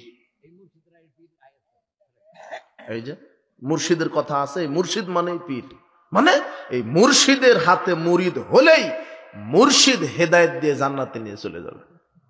কিন্তু এই মুর্শিদ মানে হেদায়েতকারী, এটা ঠিক আছে, কিন্তু হেদায়েতকারী কে? পৃথিবীর কোন নবীর ক্ষমতা হয়নি যে তার উম্মতকে কি দেওয়ার। নূহ আলাইহিস সালাম প্রথম রাসূল, তার ছেলেকে কি দিতে পারেনি? ইব্রাহিম আলাইহিস সালাম নবীদের বাপ, তার বাপকে কি দিতে পারেনি? সর্বশ্রেষ্ঠ মানুষ, সর্বশ্রেষ্ঠ রাসূল নাম কি? তিনি তার চাচা আবু তালেবকে কি দিতে পারেননি? আর স্পষ্ট আসছে, আবু তালেব যখন মারা যাচ্ছে তখন মুহাম্মদ সাল্লাল্লাহু আলাইহি ওয়াসাল্লাম বলছেন ইয়া আম্মি, কি আদরের ডাক, কি সম্মানের ডাক, হে আমার চাচা, কুল লা ইলাহা ইল্লাল্লাহ, একবার বলেন লা ইলাহা ইল্লাল্লাহ, আশহাদু লাক ইনদাল্লাহ, আমি আল্লাহর নিকটে সাক্ষ্য দিব আল্লাহ আমার চাচাকে জাহান্নামে দিবেন না। আমার চাচা আমার সামনে কালেমা তৈয়বা পাঠ করেছে, তাওহীদ পাঠ করেছে, আপনি আমার চাচাকে জাহান্নাম দিবেন না। চাচা একবার বলেন, আমি আল্লাহর কাছে ব্যাপারটা দেখে নেব। খুব পিড়াপিড়ি করছিলেন, চাচা বলেন বলেন, মারা যাচ্ছে এমন সময়। আল্লাহ এটাকেও বরদাস্ত করেননি। আল্লাহ বলছেন সূরা কাসাসের 56 আয়াত নাজিল করে বললেন ইন্নাকা লা তাহদি মান আহবাবতা, মুহাম্মদ সাল্লাল্লাহু আলাইহি সাল্লাম তুমি তোমার চাচাকে খুব ভালোবাসো, তাই বলে তুমি হেদায়েত দিবে? ওয়ালাকিন্নাল্লাহ ইয়াহদি মান ইয়াশা, হেদায়েতের একচ্ছত্র ক্ষমতা আমি আল্লাহর হাতে। যেখানে মুহাম্মদ সাল্লাল্লাহু আলাইহি ওয়াসাল্লামের ক্ষমতা নাই তার উম্মতকে হেদায়েত দেওয়ার, সেখানে দেওয়ানবাগী তোমাকে হেদায়েত দিবে। ওর কি হচ্ছে, ওর কি উপায়?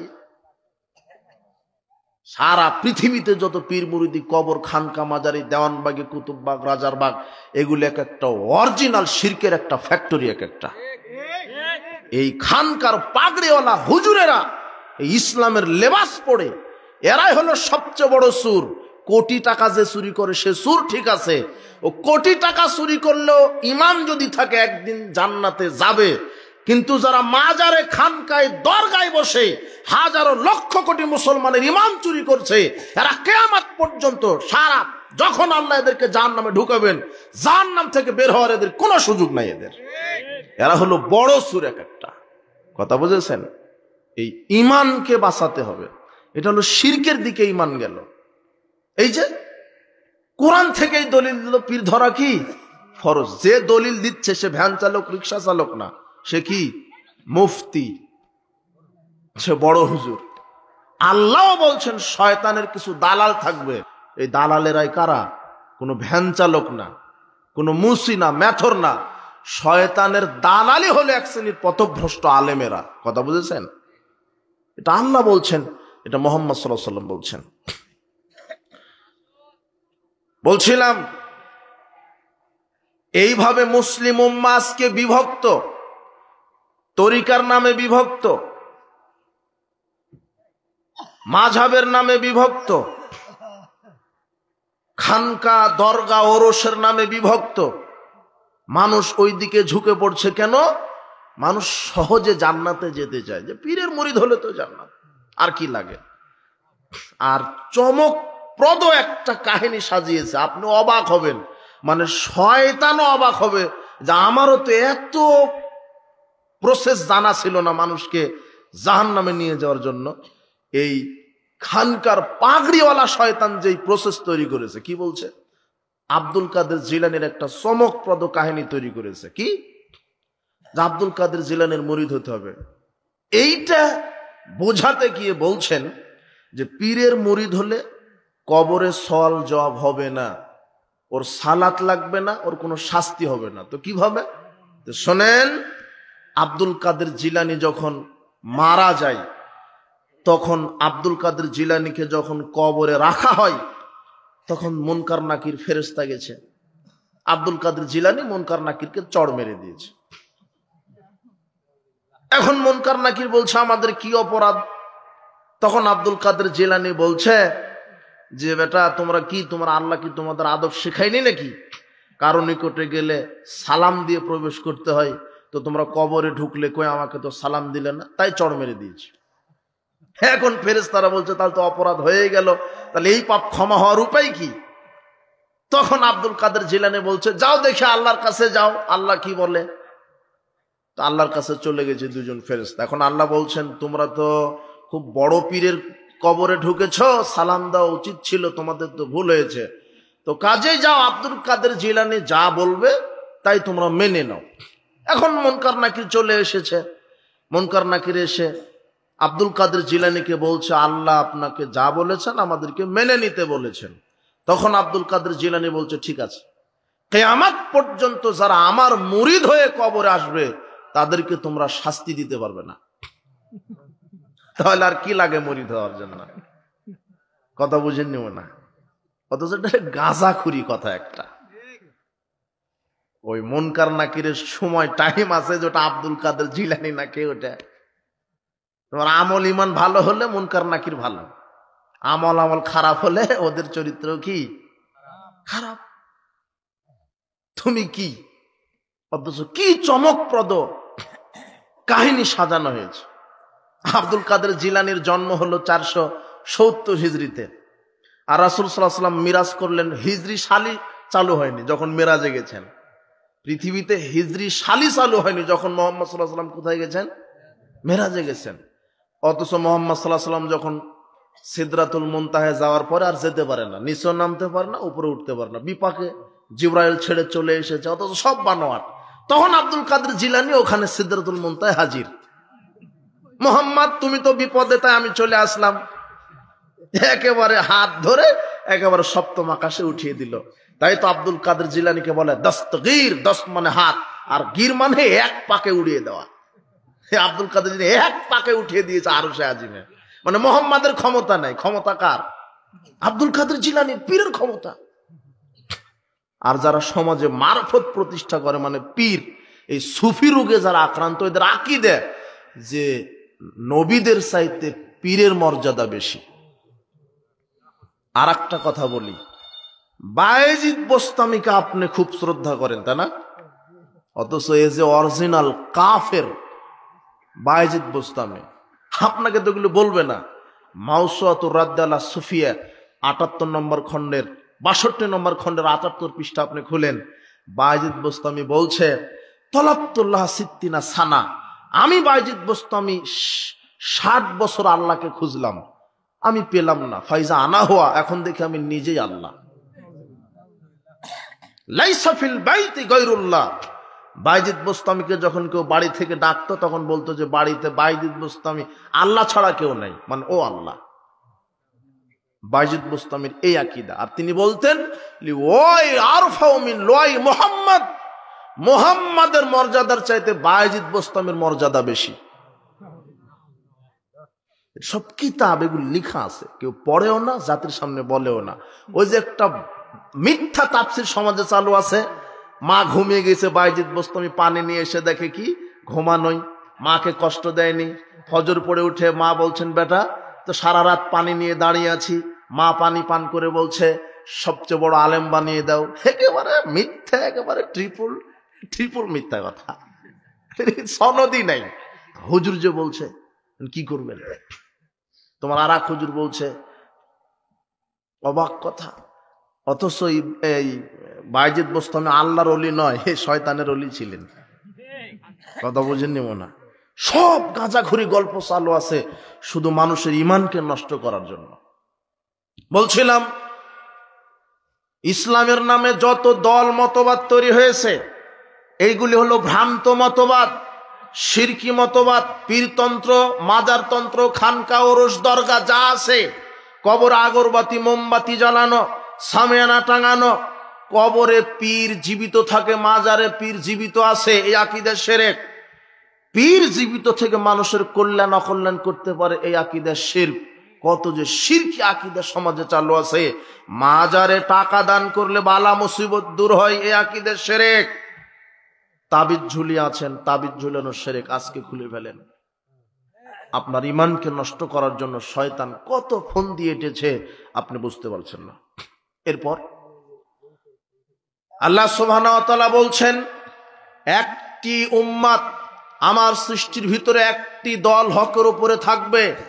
রাসূল সাল্লাল্লাহু আলাইহি ওয়াসাল্লাম বলছেন মুসলিমরা বিভক্ত হবে ৭৩ কাতারে, একটি কাতার জান্নাতে। কে সেই কাতার? যারা সার্বিক জীবনে কোরআন এবং সুন্নাহ মেনে চলবে, তারাই সরাসরি কোথায় চলে যাবে? সার্বিক জীবনে কোরআন সুন্নাহ মেনে চলতে হবে। সার্বিক জীবনে সালাতে, সিয়ামে, হজে, যাকাতে, উমরাতে, আপনার ব্যবসা বাণিজ্য, অর্থনীতি, রাজনীতি, সব ক্ষেত্রে কার বিধান? আল্লাহর বিধান। এরা যারা মেনে চলবে এরা হলো সরাসরি জান্নাতে চলে যাবে। উপস্থিত বৈঠকের মুসলিম দিনী ভাই বোন, এরপরে আপনাকে যেটা বলছি, আল্লাহ সুবহানাহু ওয়া তাআলা বলছেন দিনকে টুকরো টুকরো করে দিবে মানুষ। রাসূল সাল্লাল্লাহু আলাইহি ওয়াসাল্লাম বলছেন মুসলিমরা ৭৩ ফেরকা, ৭২ ফেরকা জাহান্নামে, এক ফেরকা জান্নাতে। আজকে মুসলিম উম্মার ভিতরে কত দল, কত ফেরকা, কিন্তু বুঝবেন কি করে কোনটি নাজি মুক্তি প্রাপ্ত দল, জান্নাতি দল? এর তো কোনো সাইনবোর্ড নাই, এর তো কোনো নাম নাই। কিভাবে বুঝবেন? বুঝতে হবে তাদের বৈশিষ্ট্য দেখে চিনতে হবে। বৈশিষ্ট্য এক নাম্বার বৈশিষ্ট্য হচ্ছে এরা জামাতবদ্ধভাবে থাকবে, ঐক্যবদ্ধভাবে থাকবে। আল জামাতু রাহমা ওয়াল ফুরকাতু আযাব। আল্লাহর নবী বলছেন ঐক্যবদ্ধ হলো রহমত, আর বিচ্ছিন্ন থাকা হচ্ছে গজব। আজকে মুসলিম উম্মাহ এক ফাউন্ডেশনে আছে না বিভক্ত হয়ে আছে? বিভক্ত। আজকে পৃথিবীতে সবচেয়ে মার খাচ্ছে কোন জাতি? মুসলমান। এই ঐক্যবদ্ধ না থাকার কারণে এখন আপনি বলবেন আছে তো, কত মুসলিম দল আছে, ওই যে কোন দল হক? যেই দলের ভিতরে পরিপূর্ণ ইসলাম আছে, রসুলের সুন্নাহ আছে, এটাই হলো হক। মুহাদ্দিসগণ এই মুক্তিপ্রাপ্ত নাজাতপ্রাপ্ত দলের বৈশিষ্ট্য বলে গেছেন। তারা ঐক্যবদ্ধভাবে থাকবে, এক। দুই, তারা রাসূলের সুন্নাহকে আঁকড়ে ধরবে। কেন? রাসূল সাল্লাল্লাহু আলাইহি ওয়াসাল্লাম বলছেন, আলাইকুম বিসুন্নতি ওয়া সুন্নাতিল খুলাফায়ে রাশিদিন আল মাহদিয়িন। রাসূল সাল্লাল্লাহু আলাইহি ওয়াসাল্লাম বলছেন, তোমরা আমার সুন্নাহকে আঁকড়ে ধরো, খোলাফায়ে রাশিদার সুন্নাহকে আঁকড়ে ধরো। যারা সার্বিক জীবনে কার সুন্নাহকে আঁকড়ে ধরবে? রসুলের সুন্নাহ। আজকে সালাতে, সিয়ামে, হজে, যাকাতে সব ক্ষেত্রে সুন্নাহ মোতাবেক ইবাদত করে কারা? আপনি তদন্ত করেন। কারা জাতিকে বেদাত শিরক সম্পর্কে সতর্ক করে? কারা জাতিকে বলে এটা বেদাত, এটা সুন্নাহ? আজকে আপনি সালাত আদায় করেন, সালাতে আপনার রসুলের সুন্নাহ নেই। সিয়াম রাখেন, সিয়ামে রসুলের সুন্নাহ নেই। হজ করেন, হজে রসুলের সুন্নাহ নেই। কোরআন তেলাওয়াত করেন, কোরআনে রসুলের সুন্নাহ নেই। আপনি যে সালাত আদায় করেন, এদেশের অনেক মুসল্লি সালাত শুরু করার পূর্বে 8টা বেদাত করে। কয়টা বেদাত করে? 8। নাজি ফেরকার বৈশিষ্ট্য হচ্ছে এরা সুন্নাহকে মেনে চলবে। কার সুন্নাহ? রসুলের সুন্নাহ। সুন্নাহ ভিত্তিক আমল করবে, সেটা সালাত হোক, দান হোক, তাসবিহ তাহলিল হোক, সালাম হোক, জিকির হোক, যেই হোক, কার সুন্নাহ মতো আমল করবে? কোন দল? মুক্তিপ্রাপ্ত দল, কোনো নাম নাই। যদিও আমি শেষে বলবো যে মুহাদ্দিসগণ একটা বৈশিষ্ট্যগত নাম দিয়ে গেছেন যাতে জাতি চিনতে পারে। কথা বুঝেছেন? 3 নম্বর বৈশিষ্ট্য, এরা সুন্নাহ মোতাবেক চলবে। কার সুন্নাহ? রসুলের সুন্নাহ। সালাতে, সিয়ামে, হজে, যাকাতে, কোরআনে, সালাতে, সিয়ামে, সালামে, তাসবিহ তাহলিলে, কোরআন তেলাওয়াতে, দান সদকাতে যে আমলই করবে তারা কার সুন্নাহ মেনে চলবে? রসুলের সুন্নাহ। কিন্তু আপনি সুন্নাহকে বাদ দিয়ে আপনি যে সালাতটা শুরু করলেন, শুরুই করেননি, শুধু প্রস্তুতি নিতে 8টা বেদাত আপনার। তার এক হচ্ছে মুখের নিয়ত বললেন, নাওয়াইতু আন উসাল্লি লিল্লাহি তাআলা ফি যুহরি 4 রাকাত। আপনার ময়মনসিংহের সবচেয়ে যে বড় হুজুর, তাকে আপনি আগামীকাল আপনি চ্যালেঞ্জ করবেন, এই দোয়াটা আরবিতে কোন হাদিসে লেখা আছে? সহিহ জয়ীফ না, জাল একটা হাদিস দেখতে যাবেন। মুখে যে নিয়ত বলল হুজুর, কোথায় লেখা আছে? নিয়ত বলা লাগে না, নিয়ত করা লাগে। কি করা লাগে? করা লাগে। ওর অজু করতে নিয়ত হয়ে যায় যে আমি এখন জোহরের 4 রাকাত ফরজ পড়বো, ওটাই নিয়ত হয়ে গেল। আলাদা দাঁড়িয়ে মুখে আপনার আরবিতে নিয়ত বলা লাগবে না, ওটা বিদাত হবে। ইমাম আলাদা ভাবে নিয়ত তৈরি করছে, আনা ইমামু হাদারা ওয়া মা ইয়াহদুরুন, আমি ইমামতি করছি উপস্থিত অনুপস্থিত সকলের, আমি ইমামতি করছি উপস্থিত অনুপস্থিত সকলের, এটাও বলা বেদাত। 3 নম্বর বেদাত কি? মুয়াজ্জিন ইকামত দিচ্ছে আর হুজুর বায়ের সাথে পাগড়ি পেঁচা শুরু। হুজুরের আকীদা কি? পাগড়িবিহীন সালাত পাগড়ি পড়া সালাতের 70 গুণ বেশি নাকি। মানে পাগড়ি পরে সালাত আদায় করলে কত গুণ বেশি নাকি? অথচ এটা জাল কথা। 4 নম্বর বেদাত কি? ওই যে জায়নামাজের দোয়া পড়ছে, ইন্নী ওয়াজ্জাহতু ওয়াজহিয়া লিল্লাযী ফাতারাস সামাওয়াতি ওয়াল আরদি হানিফা ওয়া মা আনা মিনাল মুশরিকিন। হুজুর বলছে পড়া যাবে না, মানে এটা তো কোরআন মাজিদের আয়াত। তো এই আয়াত নাজিল হয়েছে মনে হয় হুজুরের উপরে। এই আয়াত নাজিল হয়েছে কার উপরে? তো উনি কি পড়েছেন? উনি কি বলেছেন যে জায়নামাজের দোয়া? জায়নামাজের দোয়া শব্দটাই মিথ্যা কথা। জায়নামাজের দোয়া এই পরিভাষাটাই শরীয়তে নেই। বুঝেননি মনে হয় কথা।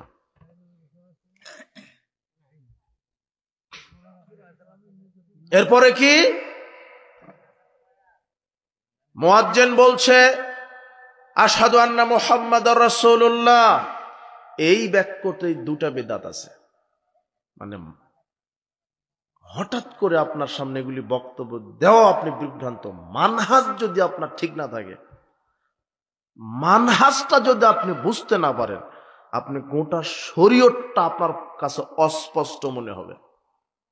মানহাজ যদি বুঝতে না পারেন, মানহাজ এটা এমন একটা পাওয়ারফুল শব্দ যে একটা মানুষের জন্মের দিন থেকে মৃত্যু পর্যন্ত যা কিছু করবে সব কিছুকে যেই জিনিসটা নিয়ন্ত্রণ করে তার নাম হচ্ছে মানহাজ। কি? আপনি খাবেন, ঘুমাবেন, পেশাব পায়খানা করবেন, সালাত আদায় করবেন, সিয়াম পালন করবেন, রাজনীতি করবেন, অর্থনীতি চালাবেন, বিবাহ করবেন, যা কিছু করবেন সব কিছু নিয়ন্ত্রণ করে কোন জিনিস? মানহাজ। মানহাজ মানে কি? চলার পথ, পদ্ধতি, কাইফিয়াত। খাবেন কিভাবে? একজন মানুষের সিস্টেম দেখতে হবে যার নাম মুহাম্মদ সাল্লাল্লাহু আলাইহি ওয়াসাল্লাম। ঘুমাবেন কিভাবে? একজন মানুষের মানহাজ দেখতে হবে যার নাম। সালাত আদায় করবেন কিভাবে? একজন মানুষের। রাজনীতি করবেন কিভাবে? একজন মানুষের। সাদকা করবেন কিভাবে? একজন মানুষের। আপনি অর্থনীতি চালাবেন কিভাবে? একজন মানুষের। আপনি তাসবিহ পাঠ করবেন কিভাবে? একজন মানুষের মানহাজ।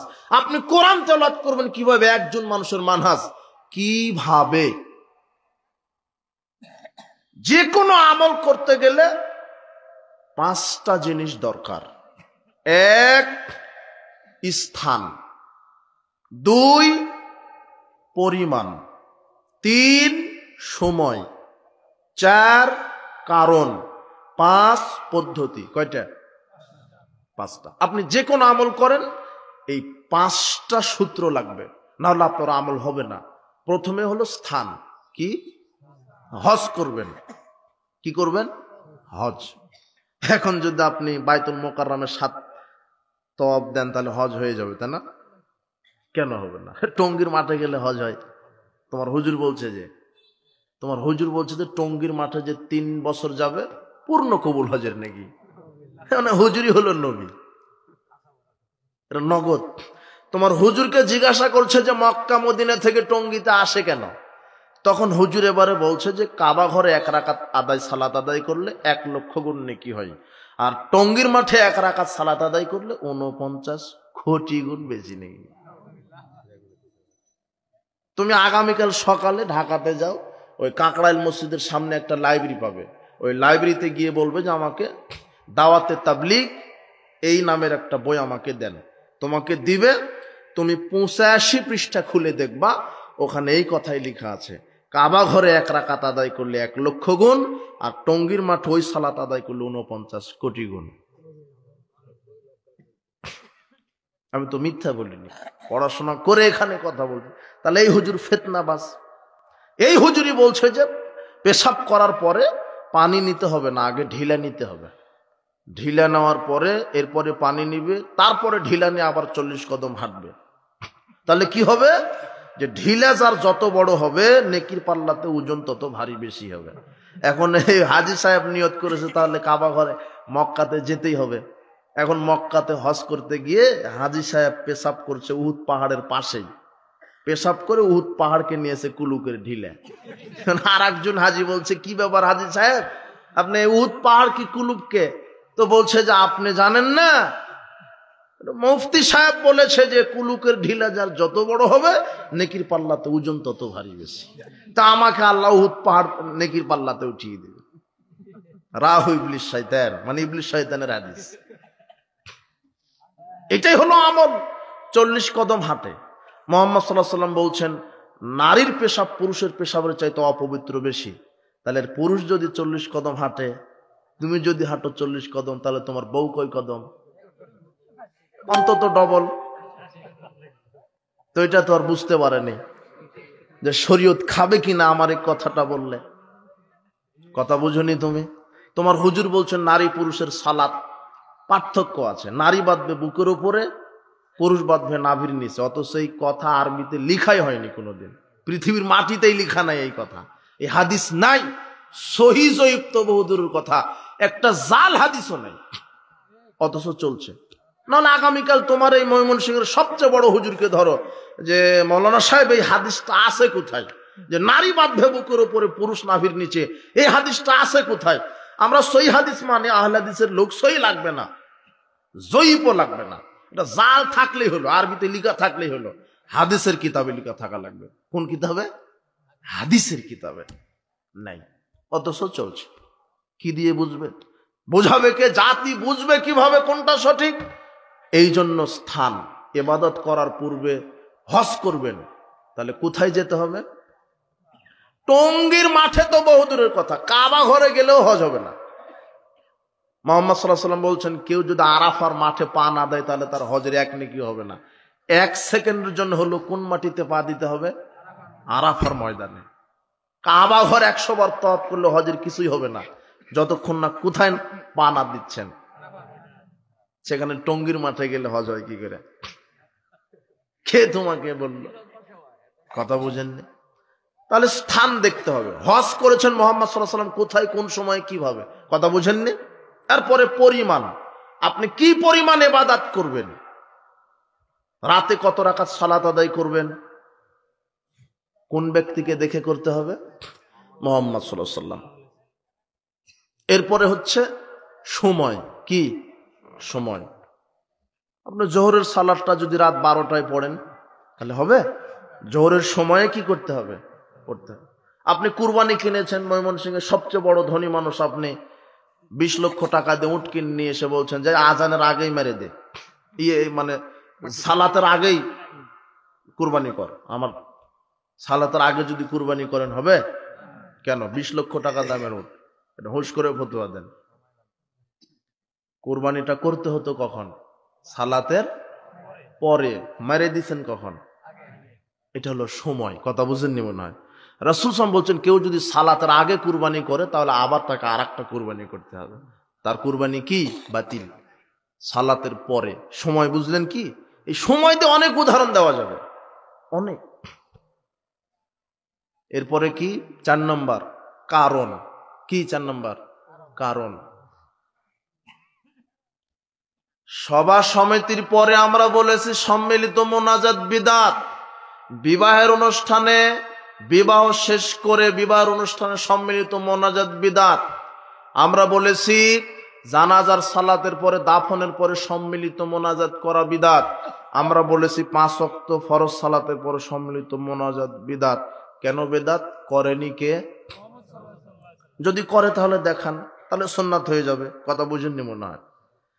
কিন্তু সম্মিলিত মোনাজাত বেদাত, ডাইরেক্ট এই কথা বলা যাবে না। বলতে হবে ফরজ সালাতের পরে সম্মিলিত মোনাজাত বিদআত। এই তাফসির মাহফিল সভা সমিতির পরে সম্মিলিত মোনাজাত বিদআত, বিবাহের পরে সম্মিলিত মোনাজাত বিদআত, দাফনের পরে সম্মিলিত মোনাজাত বিদআত।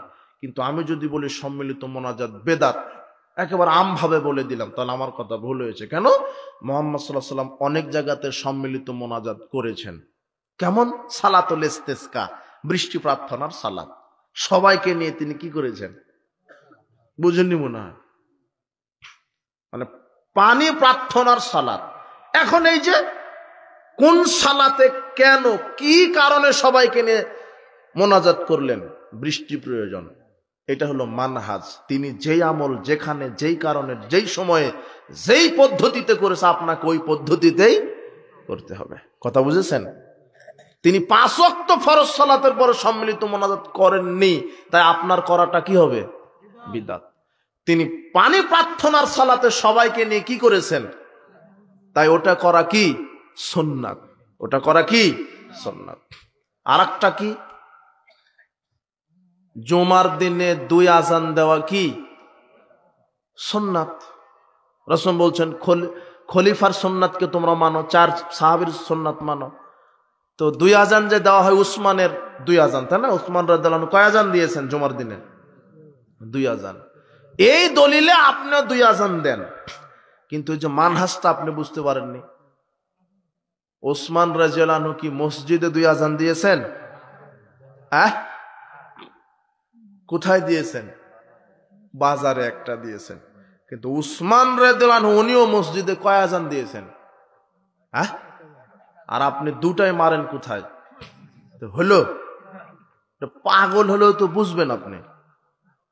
কথা বুঝেননি? আপনি দলিল দিচ্ছেন উসমান 2 আজান দিয়েছে, তো আজান ঠিক আছে আপনার, কিন্তু মানহাজটা কি নাই? ঠিক নাই। যেই কারণে উসমান রাদিয়াল্লাহু আনহু দিয়েছেন, ওই কারণ দেখেন। কি কারণ? ওই সময়তে জাওরা নামক বাজারে মানুষ কি করত? ব্যস্ত, ব্যবসা বাণিজ্যে ব্যস্ত। না মাইক আছে না ঘড়ি আছে। কথা বুঝেননি মনে হয়? তাই তিনি তার ইস্তেহাদে বললেন, যাও ওখানে গিয়ে একটা কি দিয়ে আসো। এই যে কারণ, যে মাইক নাই, কোনো ওখানে আওয়াজ পৌঁছানোর সিস্টেম নাই, লোকজন ব্যস্ত। কাজেই জাওরা নামক বাজারে গিয়ে একটা আজান দিয়ে আসো, যাতে করে একটু সংকেত পাই যে এখন সালাতের সময়। কিন্তু তিনিও মসজিদে কি দিয়েছেন? এক আজান। কিন্তু ওই কারণ আপনার আছে বাংলাদেশে, এই একটা মাইকে সারা বাংলাদেশ আজান প্রচার করা সম্ভব। কথা বুঝেননি মনে হয়? এই একটা মাউথ পিছে ওই কারণই নাই। ওই কারণ যদি থাকে এখনো 2 আজান দেন, তাহলে কারণ এবং স্থান, কোন স্থান? যে স্থানে লোকজন কি আছে, ভিড় জমাচ্ছে, সেটা বাজার হতে পারে, মাঠ হতে পারে। কথা বুঝেননি? এটা হলো মানহাজ।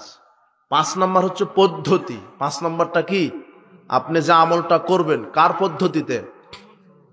রসুলের পদ্ধতিতে। এই যে সালামটা দিবেন, সালাম অনেকে 3 হাত 4 হাত দেয়। হ্যাঁ, 3 হাত 4 হাতে মুসাফা করে, বিদআত। রাসূল বলছেন মা মিন মুসলিমিন, যে কোনো মুসলিম,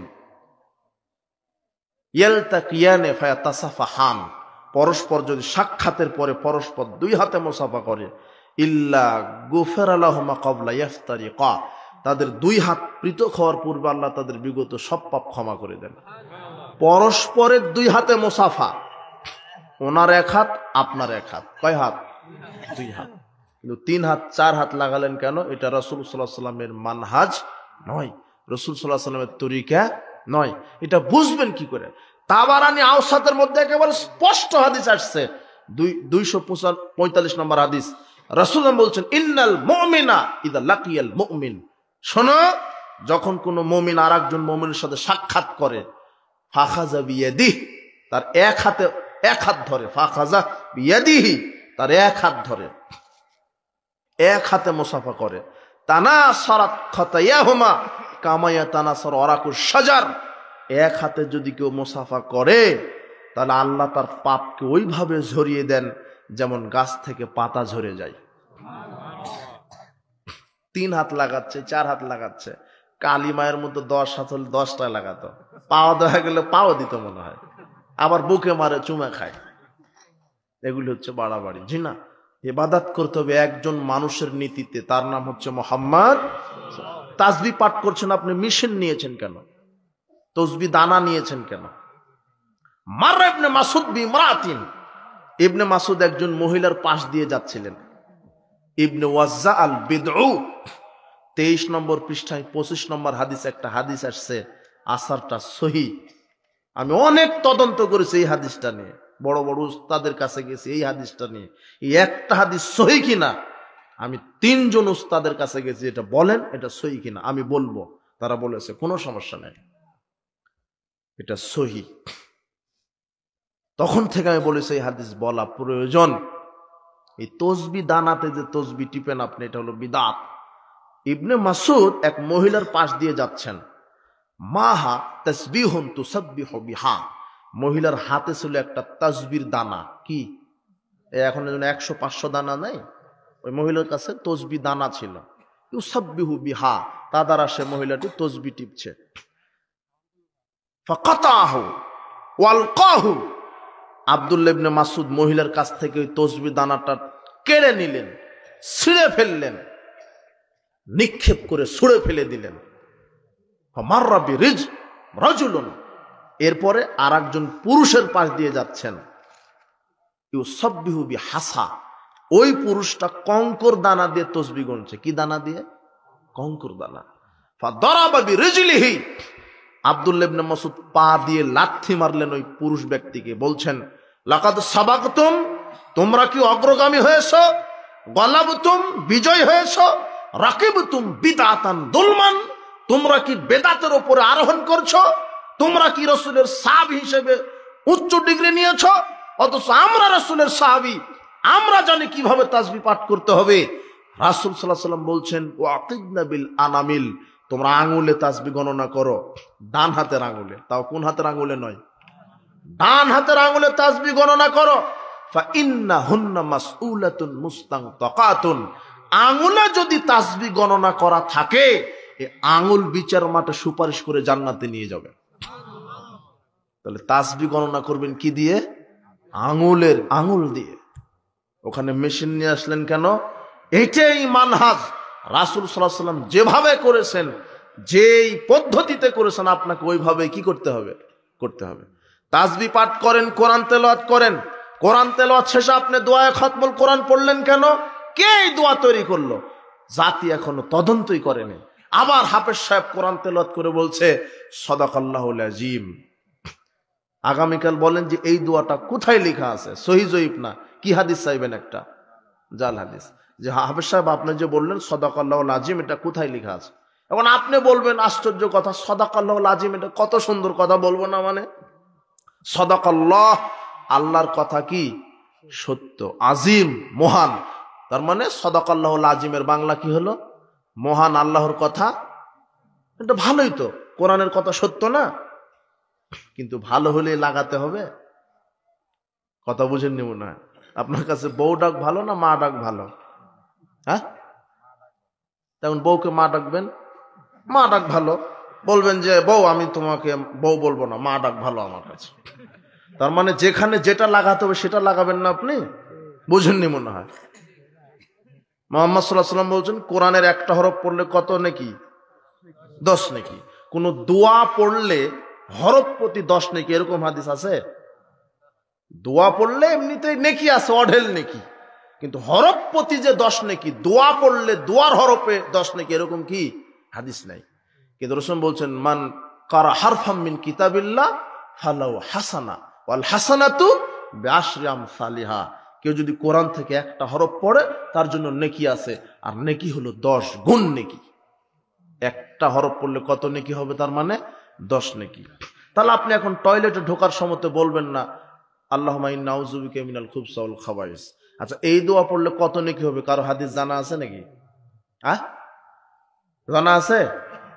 আমার জানা নাই। জানা থাকলে বলবেন যে এই দোয়া টয়লেটে প্রবেশের সময় বললে এত নেকি। আমার জানা নাই।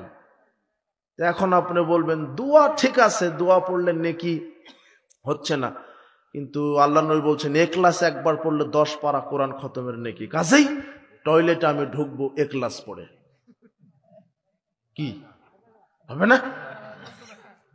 ওটা হলো আপনার বুঝ, তাই না? আপনার বুঝের শরীয়তের কাছে 5 পয়সা মূল্য নাই। আপনি যে বলছেন সাদাকাল্লাহুল আযীম, এটা ভালো কথা বলবো, কিন্তু দেখতে হবে এটা শরীয়ত আপনাকে অনুমোদন দিয়েছেন কিনা। রাসূল সাল্লাল্লাহু আলাইহি ওয়াসাল্লাম কোরআন তেলাওয়াত শেষে বলতেন সুবহানাকা আল্লাহুম্মা বিহামদিকা আশহাদু আল্লা ইলাহা ইল্লা আনতা আস্তাগফিরুকা ওয়া আতুবু ইলাইকা। এটাই আপনাকে বলতে হবে। কথা বুঝেছেন? এজন্য আপনি সালাত, সিয়াম, হজ, যাকাত, তাসবিহ, তাহলিল যা কিছু করবেন, তরিকা কার? মানহাজ কার? মুহাম্মদ সাল্লাল্লাহু আলাইহি ওয়াসাল্লাম। এটা যেন মনে থাকে, না হলে আমল বাতিল হবে। আমল করে কোথায় চলে যাবেন? কথা বুঝেছেন?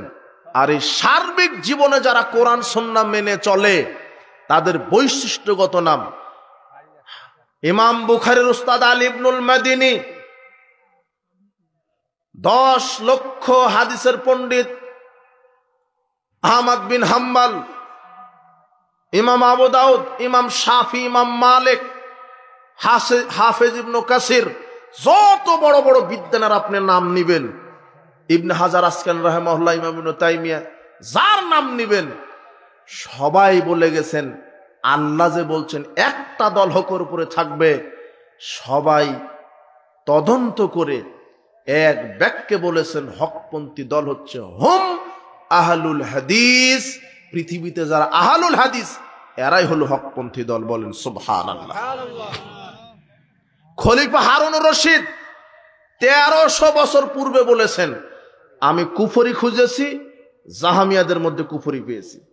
আমি মিথ্যা খুঁজেছি, রাফিজিদের মধ্যে পেয়েছি। আমি কুটতর্ক খুঁজেছি, মুতাজিলাদের মধ্যে পেয়েছি। তলাবতুল হক, আমি সত্যটা খুঁজেছি। ওয়াজাদতু ইনদা মা'আসাবিল হাদিস, আমি সত্য পেয়েছি আহলে হাদিসদের মধ্যে। আজ থেকে 1300 বছর আগেকার কথা। আহলে হাদিস এটা বৈশিষ্ট্যগত নাম।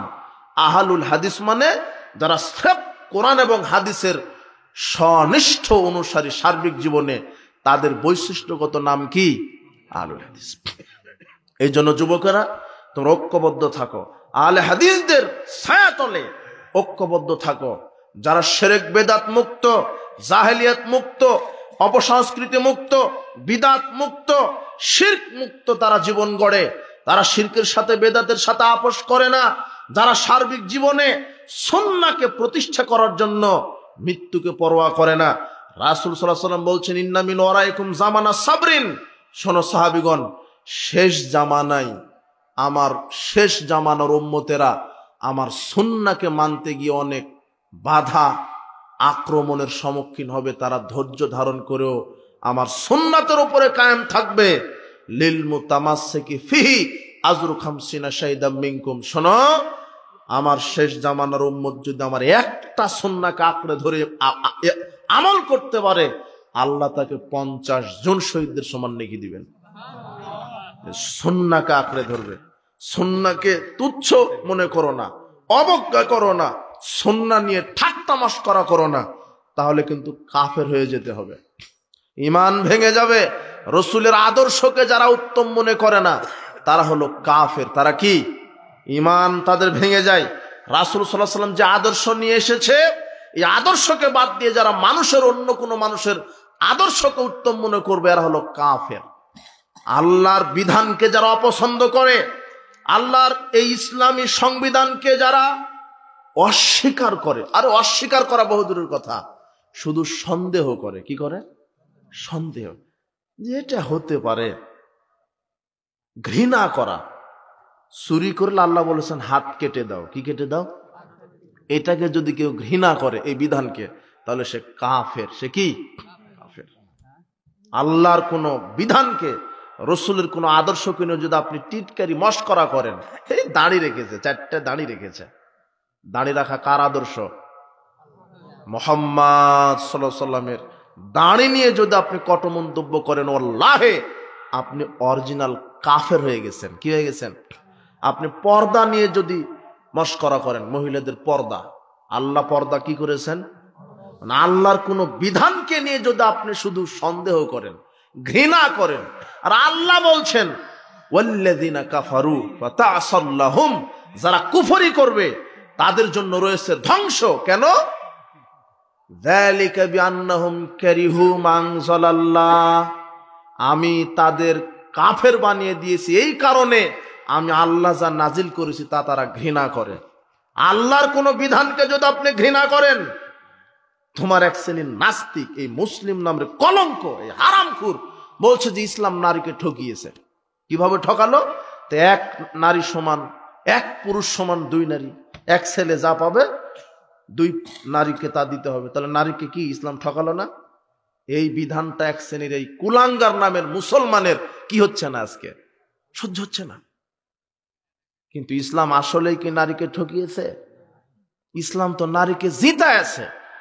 নারীর কত সম্মান। আল্লাহ বলছেন নারীকে বিবাহ করলে মোহর দাও। কি দাও? মোহর ফরজ। আর যৌতুক হলো হারাম, কাবিরা গুনাহ। তুমি আজকে তওবা করো, কোনোদিন যৌতুক নিবা না, বরং বিবাহের দিনে শ্বশুরকে তুমি যৌতুক দিবা। বলবা যে আব্বা, আপনি তো আমার শ্বশুর আব্বা, 20 বছর আপনার মেয়েকে প্রতিপালন করে আজকে আমার হাতে উঠিয়ে দিলেন, আমি খুশি হয়ে আপনাকে একটা মোটরসাইকেল দিলাম। এটা হলো পুরুষ। আর তুমি যদি বলো যে আমাকেই দিতে হবে, তাহলে তুমি অরিজিনাল কাপুরুষ। ভিক্ষা করবে 2 বাপ বেটা করে, মোটরসাইকেল কিনে বিয়ে করতে যায় তুমি। ইসলাম নারীকে মর্যাদা দিয়েছে, স্ত্রী হিসেবে তাকে মোহর দিতে হবে। ইসলাম নারীকে মর্যাদা দিয়েছে মেয়ে হিসেবে, এত মর্যাদা। আল্লাহর নবী বলছেন কোন পিতা যদি 2 জন নারীকে ইসলামের উপরে লালন পালন করতে পারে, ওই পিতার জন্য আল্লাহ জান্নাতকে ওয়াজিব করে দিয়েছেন। নারীর কত মর্যাদা, মায়ের কত মর্যাদা। আল্লাহ বলছেন খেদমত করব কার? আল্লাহ নবী বলছেন কার? মায়ের। এরপরে কার? এরপরে কার? তারপরে কার? 3 গুণ মর্যাদা বেশি। নারীর মর্যাদা নাই। ওই এক জায়গাতে শুধু দেখেছে এই নাস্তিক, এই হারামখোর বলছে ইসলাম নারীকে ঠকায় আছে, মানে লুচ্চামি করার লাইসেন্স চায় এরা। জামাকেও সম অধিকার দিতে হবে। সম অধিকার আপনি কিভাবে দিবেন? ইসলাম ন্যায্য অধিকারের কথা বলেছে, কোরআন হাদিসে কোথাও সমান অধিকারের কথা নাই। চ্যালেঞ্জ। ইসলাম ন্যায্য অধিকারের কথা বলেছে। সমান অধিকার কিভাবে হয়? আপনি যদি বলেন আপনার বাড়ির স্ত্রীকে যাই তোমরা যে সমান অধিকার চাও, আমাদেরকেও সমান অধিকার দিতে হবে। কি? তোমরা বাচ্চা প্রসব করো, আমাদেরকেও করার অধিকার দিতে হবে। কথা বুঝেননি মনে হয়? হ্যাঁ, এই যে তোমরা বাচ্চাকে দুধ খাও, এখন থেকে আমি আজকে রাতে দুধ খাওয়াবো, সমান অধিকার। কথা বুঝেননি মনে হয়? এটা কার বিধান? সারা পৃথিবীর সব পুরুষ একত্রিত একটা বাচ্চা দিতে পারবে? এটা বিধান কার? এই হারামখোরেরা বুঝেই না আল্লাহর বিধান। ন্যায্য অধিকার। আপনি দাঁড়িয়ে পেশাব করেন, বউকে বলবেন যে তুই সমান অধিকার, তুইও মার দাঁড়িয়ে। কথা বুঝেননি? ইসলাম ন্যায্য অধিকারের কথা বলে। ইসলাম নারীকে ঠকায়নি, ইসলাম নারীকে জিতিয়েছে। তুমি 1 লাখ টাকা, তোমার বাপের 3 লক্ষ টাকা, তুমি একটা, তোমার বোন 2 জন, ভাগ করলে কে কত করে পাবে? তুমি পাবে কয় লাখ? 2 লাখ। তোমার বোন 1 লাখ। 1 ছেলে সমান 2 মেয়ে না? এটা তো ইসলামে ওয়ারিস। এখন 3 লাখ তোমার বাপের টাকা, তুমি কয় লাখ? 2 লাখ। তোমার বোন কয় লাখ? 1 লাখ। এখন তুমি বিবাহ করো। তুমি যে নারীকে বিবাহ করবে 1 লাখ মোহর দিয়ে বিবাহ করতে হবে। মোহর দেওয়া লাগবে না? 1 লাখ দাও। তোমার কাছে এখন থাকে কয় লাখ? তোমার বোনকে এখন বিবাহ দাও। তোমার বোন তার স্বামীর কাছ থেকে মোহর পেল 1 লাখ। এখন তোমার বোনের হলো কয় লাখ আর তোমার কয় লাখ? কথা বুঝেননি মনে হয়? জিতলো কে? এই নাস্তিকের চোখ দিয়ে যদি ইসলাম দেখে, নাস্তিকই মনে হবে। তুমি তো বলবেই, তুমি পড়াশোনা করে বলছো যে মানুষ মানুষের জাত না, মানুষ বান্দরের জাত।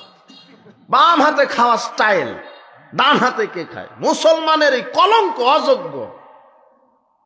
এই জন্য সাবধান যুবক, ভ্রান্ত পথে চলো না। পৃথিবীর ইতিহাসে একমাত্র নির্ভেজাল আকীদা মানহাজের উপরে যদি কায়েম থাকে এই আহলে হাদিস আহলে সুন্নাহ ওয়াল জামা, তোমাকে এর ছায়া তলে থেকেই কাজ করতে হবে। আজকে আহলে হাদিসেরা জোরে আমিন বলে, বুকের উপরে হাত বেঁধে সালাত আদায় করে, রাফালে আদান করে, পায়ের সাথে পা মিলাই রসুলের তরিকায় এরা রাজনীতি করতে চায়, রসুলের তরিকায় অর্থনীতি চালাতে চায়, রসুলের তরিকায় সমাজনীতি শিক্ষানীতি চালাতে চায়। তাই এক শ্রেণীর ঘরের শত্রু বিবেচন হয়েছে, এক শ্রেণীর মুসলমান নামের কুলাঙ্গার এই কাফের মুশরিক খানকা মাজার পূজারীরা, এরাই আহলে হাদিসের বিরোধিতা করছে। আজকে আহলে হাদিসের প্রোগ্রাম বন্ধ করো, মাদ্রাসা বন্ধ করো, মসজিদ ভেঙে দাও, কিন্তু এই হুজুর ঠিকই মন্দির উদ্বোধন করতে যায়, ও মন্দির পাহারা দিতে যায়, কিন্তু আহলে হাদিস মাদ্রাসাকে নিরাপত্তা দিতে পারে না। এর বেঁচে থাকার চেয়ে মাটির নিচে যাওয়া ভালো। তুমি আদর্শচ্যুত হও না। তোমার রাজনীতি হবে মুহাম্মদ সাল্লাল্লাহু আলাইহি ওয়াসাল্লামের রাজনীতি, মনে যেন থাকে। তোমার অর্থনীতি হবে মুহাম্মদ সাল্লাল্লাহু আলাইহি ওয়াসাল্লামের রাজনীতি। তুমি যা করবে, একজন মানুষ তোমার মডেল, বলো তো তার নাম কি? মুহাম্মদ সাল্লাল্লাহু আলাইহি ওয়াসাল্লাম। একজন ব্যক্তি মডেল। দেখো যে কারা সার্বিক জীবনে কোরআন সুন্নাহ মেনে চলছে। কোন দলের নাম নয়, তুমি দলের গোলামি করো না, তুমি বৈশিষ্ট্য মেনে চলো। দেখো কে তারা, ঐক্যবদ্ধভাবে থাকো। আর মুহাদ্দিসগণ বলেছেন তারাই হচ্ছে বৈশিষ্ট্যগত নাম। আপনি কি বলেন? আশ্চর্য কথা। শয়তানের চক্রান্ত কত। বলছে আহলে হাদিস বলা যাবে না, হানাফি বলা যাবে? তুমি যদি হানাফি পরিচয় দিতে পারো, তুমি যদি শাফি পরিচয় দিতে পারো, তুমি যদি নিজেকে বলতে পারো আমি দেওয়ানবাগী, আমি কুতুববাগ, আমি দেওবন্দি, আমি কেন আহলে হাদিস পরিচয় দিতে পারবো না? তুমিও নাগরিক, আমি আহলে হাদিস, আমিও বাংলাদেশের নাগরিক। তুমি নাম দিতে পারবে, আমি পারবো না মানে? তোমাকে কবর দেওয়ার জন্য আমি নাম দিয়েছি আহলে হাদিস। বাংলাদেশে যদি সই হকপন্থী আলেম ওলামা এইভাবে রাজনীতি, রসুলের রাজনীতি করে, মুহাম্মদ সাল্লাল্লাহু আলাইহি ওয়াসাল্লাম বলছেন আলী যত উঁচু খানকা মাজার কবর পাবে একেবারে লাথি মেরে মাটি সমান করে দাও। আগামীতে যুবকেরা তৈরি হচ্ছে ইনশাল্লাহ। এই 5 আগস্টে তো তোমার এই সেকুলার নেতার মূর্তি ভাঙা হয়েছে। আহলে হাদিস যুব সংঘ আগামীতে এমন ভাবে কোরআন সুন্নাহ নিয়ে, তাওহীদের বার্তা নিয়ে রাজপথে নামবে, বাংলাদেশের খানকা মাজারকে কবর দিবে ইনশাআল্লাহ। তুমি মনে রেখো, তুমি এই ছায়াতলে থাকো, এই ভ্রান্ত নেতাদের পিছনে ঘুরো না। তুমি সার্বিক জীবনে মুহাম্মদ সাল্লাল্লাহু আলাইহি ওয়াসাল্লাম আদর্শ মানবে, আল্লাহ তোমাকে কবুল করুন। আর আজকে ওয়াদা করো, জীবনে সালাত ছেড়ে দিবা না, জীবনে মাদক মুখে দিবা না, জীবনে নগ্নতা গান বাজনা কাছে যাবে না। তুমি মুহাম্মদ সাল্লাল্লাহু আলাইহি ওয়াসাল্লামের উম্মত, তুমি শ্রেষ্ঠ উম্মাত, তুমি মনে রেখো তোমার জন্যই জান্নাত ইনশাআল্লাহ। বারাকাল্লাহু ফিকুম, জাযাকুমুল্লাহ খায়র। সুবহানাকাল্লাহুম্মা ওয়া বিহামদিক, আশহাদু আল্লা ইলাহা ইল্লা আনতা, আস্তাগফিরুকা ওয়া আতুবু ইলাইক। ওয়াসসালামু আলাইকুম ওয়া রাহমাতুল্লাহি ওয়া বারাকাতুহু।